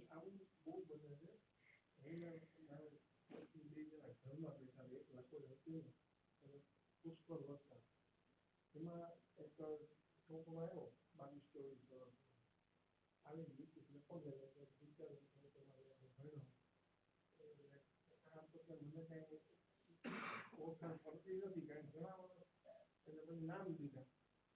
પછી ધીમે રહીને અમે બેસવાને કીધું ભાઈ ખુરશી વરસાદમાં પલળી આવ્યો તો બેસવાના ઉપર કપડું બપડું આપ્યું સાફ કરી બધું થોડું પૂછ્યું. પછી મારી માં હોસ્પિટલમાં છે અને એમ કે ડોક્ટરે કંઈક 2500 રૂપિયા ઇન્જેક્શન કીધું કે મારી પાસે 1200 રૂપિયા છે તમે બીજા 1200 મને આપો તો હું ઇન્જેક્શન આવી જાય. પછી એને વાત એ કે હું સાંજના તરીકે મારા પૈસા આવી જવાના છે ગાડીમાં 5:30 વાગે આવે એટલે કે પોણા છે તમને પૈસા પહોંચાડો. કીધું અંદર રૂમમાં ચાલ આપણે જોઈ લઉં. હકીકતમાં મારા ખિસ્સામાં 1200 રૂપિયા હતા. પૈસા લીધા ને તો મને થયું કે આ પૈસા પાછા નથી આવવાના. 1000 રૂપિયા જ મેં કાઢ્યા અને એને આપ્યા. હું જાણતો હતો અંદરથી મને ખબર પડી ગઈ કે આ પાછા નથી આવવાના. આપ્યા લઈને ગયો 8 દિવસ સુધી સાંજના 5:30 વાગ્યા નહીં પણ એમ કે ઘરે આવીને પણ લઈ જાય. હા લઈ જાય. હા એના અકડા. હા 1200 છતાં મેં ના આપ્યા કારણ કે હું એક આપી દઉં એમ કે જવાનું એના નસીબ લઈ જાય 2000 જ આપ્યા તે દિવસે. એટલે હું શું કહું તમે એટલું વિચાર્યું ને, હું એટલું વિચારી નથી શકતી. જાણે કે અમારી કામવાળી હતી, જોકે અમારી દીકરીની જેમ રહી હતી અને ખબર નહીં એને મારા પ્રત્યે શું હશે હરી જાણે. એ મરવાની એની ઉપર હતી ને ત્યારે એને મને બોલાવી. એને એમ કહ્યું કે મને દર્શન દઈ જાઓ એમ. એટલે રાજુને કીધું, મેં કહ્યું જેસલ છે, જેસલ મને બાઇકમાં ત્યાં મૂકી દે, પછી કોલેજે જાય. મેં કહ્યું એનું ક્યાંક જીવ ન રહી જાય. એટલે હું ગઈ એટલે બેઠી ને એટલે એને આમ મોઢું ને બધું એવું કર્યું. હતી સિરિયસ બરાબર, પણ એમાં એની છોકરી હતી, એની વહુએ હતી, ડચકાઈ લેતી હતી, બધું હતું. એટલે હું એમ બોલી, મેં કહ્યું જના તને કેટલી વાર કહ્યું છે કે તું કોઈમાં જીવ નહીં રાખ, હવે તું મરવા જ પડી છો, તને ખબર જ છે મારા લાકડા તૈયાર છે, તો હવે તું શું કરે કોઈનામાં વૃત્તિ રાખે, તું વૃત્તિ છોડ તો તારું શરીર છૂટી જશે. એટલે એને મને શું કીધું ખબર છે કે આ છોકરી છે ને મારી, એને ₹1,00,000 ભરવાનો છે આ નરેન્દ્ર મોદીનો મકાનમાં એને લાગેલું, એટલે કે એને છે ને પૈસા ભરવાના છે, એમાં 10,000 ખૂટે છે. શું કીધું એને કે એનામાં પૈસામાં 10,000 ખૂટે છે, જો એ કાલે ન ભરી આવે તો એનું વકાર ગયું બરાબર. એટલે મેં એને શું કીધું કે તું એ ચિંતા કર, તો કે હા. મેં તારી વૃત્તિ છોડ ને, મેં હું બેઠી છું ને તો હું એને કાલે આપી દઈશ એમ. તો એને વિશ્વાસ ન રહ્યો. એને શું કીધું ખાસ, તમે આપશો એમ કે તમે આપશો એમ. એટલે મેં કીધું તું કેમ એમ પૂછે છે, તારામાં મેં વિચાર કર્યો પૈસાનો, તો હું એનામાં વિચાર કરીશ એમ. તો થોડી વાર થઈ ને, તમે આપશો. એટલે મેં કીધું આનો જીવ અત્યારે એવો છે કે હું મરી જાઉં અને પછી આમાં આ લોકોની સામે ન જોવે તો. અને ખરેખર હું ઠાન લઈને બેઠી હતી કે જના છે ત્યાં સુધી, જના મરી એટલે ઘરનો સંબંધ તોડી નાખવો છે આપણે બરાબર. હવે કુદરતી એની જે પેલી જોઈ ને એટલે તરત રાજુને ફોન કર્યો. મેં કીધું જેસલ જોડે મને 10,000 મોકલતો, તો મોકલાવ્યા રાજુએ, મોકલાવ્યા. મેં કીધું આ પૈસા લે, તારા હાથે તારી દીકરીને દઈ દે એમ. તો મને શું કે તમે દઈ દો બરાબર. એટલે છોકરી એમ બોલી કે માસી બાર હાથમાં પૈસા આવશે ને એટલે હું કટકે કટકે તમને આપીશ.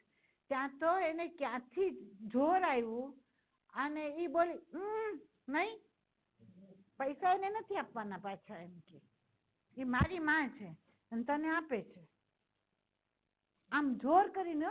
તો મને એમ થયું કે જેને શ્વાસ લેવાની ટ્રબલો છે અને આ બોલવાની શક્તિ ક્યાંથી આવી એનામાં બરાબર.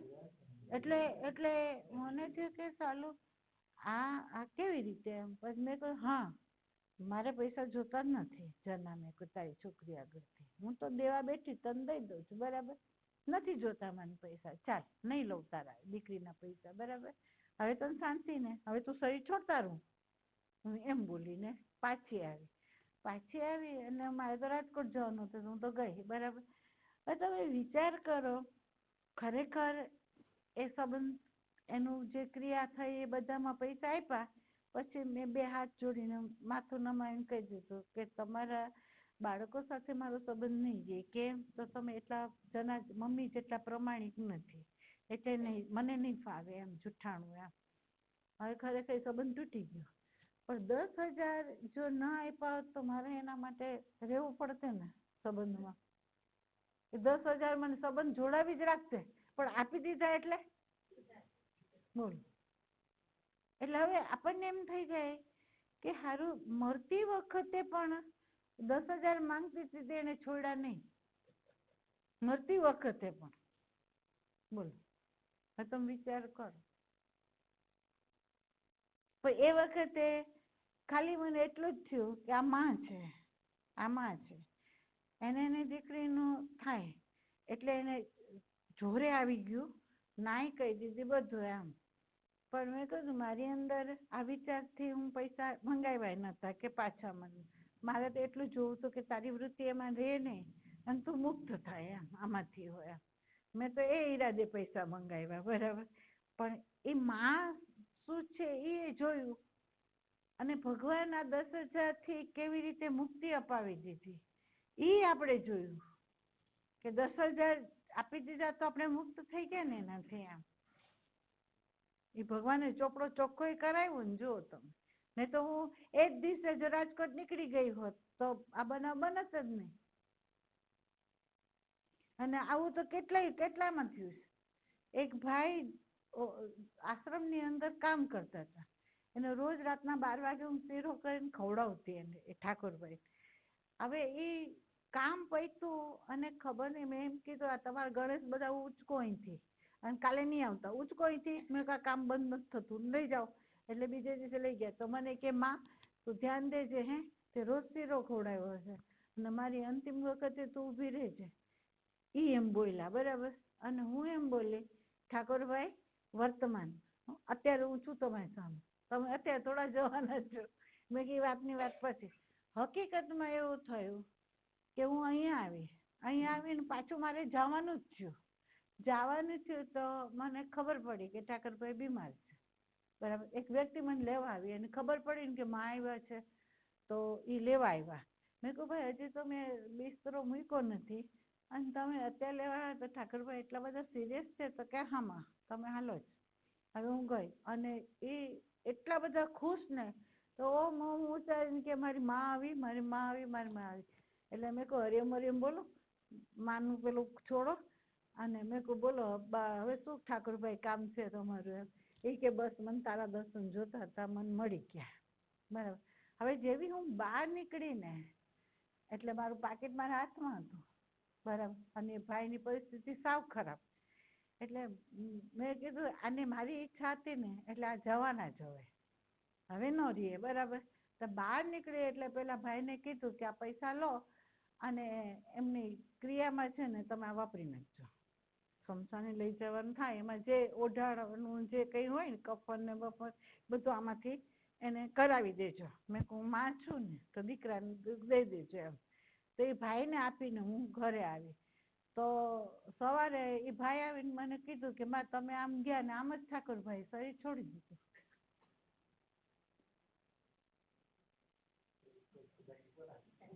બોલો.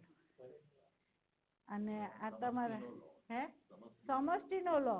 અને બીજે કે તમારા આપણે પ્રેમ ચૈતન્ય છે ને, પ્રેમ ચૈતન્યને અમે મળવા ગયા, પ્રેમ ચૈતન્ય તે દી નહીં મળ્યા. પણ ત્યાં અમે એમ કીધું કે ભાઈ અહીં આટલામાં કોઈ સંત છે? તો કે ત્રિલોકનાથ છે. અમે ત્યાં ગયા, બરાબર. ત્યાં દર્શન કર્યા, એમાં પ્રશ્ન પૂછ્યા, એની અંદર ગોરખ પ્રગટ થયા, એને અમને જ્ઞાને આપ્યું. અને પછી મને એને કીધું કે માં હું તને મારા આશ્રમમાંથી એમને એમ નહીં જવા દઉં. ત્રિલોકનાથે કીધું. તો મેં કહું ભાઈ મને તબિયત નથી મારી બરાબર, અને મને ડાયરિયા જેવું છે, અને મારે ફરવું છે જુનાગઢ, એટલે હું અત્યારે કંઈ લઈશ નહીં ખાવાનું. એમ તો તમે મને એવું હોય ને તો પાણી પાઈ દો તમારા આશ્રમનું, બરાબર. તો કે ના, બરાબર. અત્યારે શેરનાથ છે ત્યાં એના શિષ્ય, એ રસોઈયા હતા, એ સેવક હતા. એમણે ત્રિલોકનાથે કીધું નહીં, જમવાનું જ બનાવો, મગ ભાત ને બનાવો, દહીં મગ ભાત ને રોટલી આ લોકો માટે, અને માને મગ ભાત ને દહીં ખવડાવવાના છે. માં ભૂખી અહીંથી જવી નહીં જોઈએ. માથે રહીને ત્રિલોકનાથે જમાડ્યા, બરાબર. જેવા અમે ત્યાંથી નીકળ્યા અને 15 દિવસે મેં સાંભળ્યું કે ત્રિલોકનાથનું શરીર છૂટી ગયું. ચાલો વિચાર કરો કે ઈ લેતી દેતી. હું તો જેટલે ઠેકાણે ગઈ છું ને ત્યાં એવું જ થયું છે. એક મુનિ બાબા હતા, તો ત્યાં એવું થયું. એને તો મને રાત રોકાવાનું કીધું કે માં તું રાત રોકાઈ જા, પણ ગાડી એવી હતી ને, ડ્રાઈવર આડો ફાટ્યો કે મારે સવારે બીજે આપી છે મેં, તો 2 દિવસ તો મેં તમને ફેરવા, હવે કાલે તમારે જ્યાં મેં વર્ધી આપી છે અમારે જવું પડે, તો માં રોકાઈ નહીં શકાય એમ. એટલે મુનિ બાબાને કીધું ડ્રાઈવર નહીં રોકાવા દે, એટલે હવે અમને જવા દો એમ. તો એમણે ચા પાઈ, પ્રસાદી આપી, ફ્રૂટ સુધારી દીધું બધું, અને અમે બહાર નીકળ્યા, બરાબર. એટલે ત્યાં જે મૂકવાનું હતું આપણે પ્રસાદીના પૈસા મૂક્યા, બધું કર્યું. અમે બહાર નીકળ્યા, બરાબર. એ ડ્રાઈવરનું તો ચાલ્યું જ નહીં, ડ્રાઈવરનું વચ્ચે મશીન જ છૂટું પડી ગયું. મેં કહ્યું લે, તે અમને મુનિ બાબા ઘરનું રોકાવી દીધા ને, તું અધ્યમાં રહે, બરાબર. એટલે એવી રીતે થયું, બરાબર. અને પછી 8 દિવસ પછી ખબર પડી કે મુનિ બાબાએ શરીર છોડી દીધું. વિનુને કીધું, મેં કે એવા સંતો કે જેની આગળ આપણું કંઈક બાકી હતું તો ભગવાને લેવડાવી દીધું, અને આપણે જે આપવાનું હતું એ આપણે આપી દીધું, આપણે સંતોથી મુક્ત ને સંત આપણાથી મુક્ત થઈ ગયા. મેં કીધું જો તો ખરો. એટલે આવું આપણે આમ છોડી દઈએ ને તો આપણો ચોપડો ચોખ્ખો, તો પડીકું વળી જશે ને તો પછી ઊભું રહેશે ભાઈ.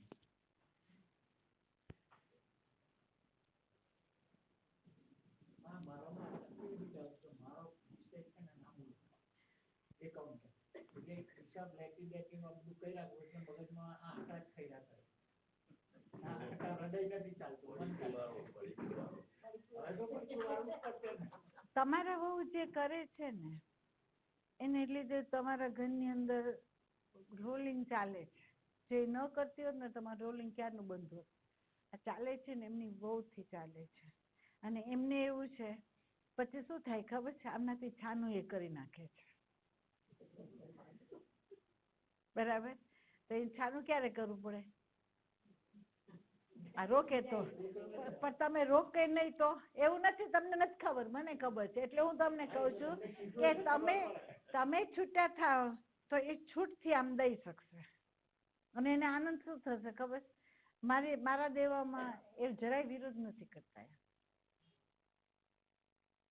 એવું તો થવું જોઈએ તમારે. આપવો જ જોઈએ એમ. આ તો તમને જ હું કહું વાત, બરાબર? તમે એમ કીધું હતું કે એસી લાવવું છે. માં મને હું અહીંયા એસી હું નાખાવી દઉં, બરાબર? એમણે જ કીધું.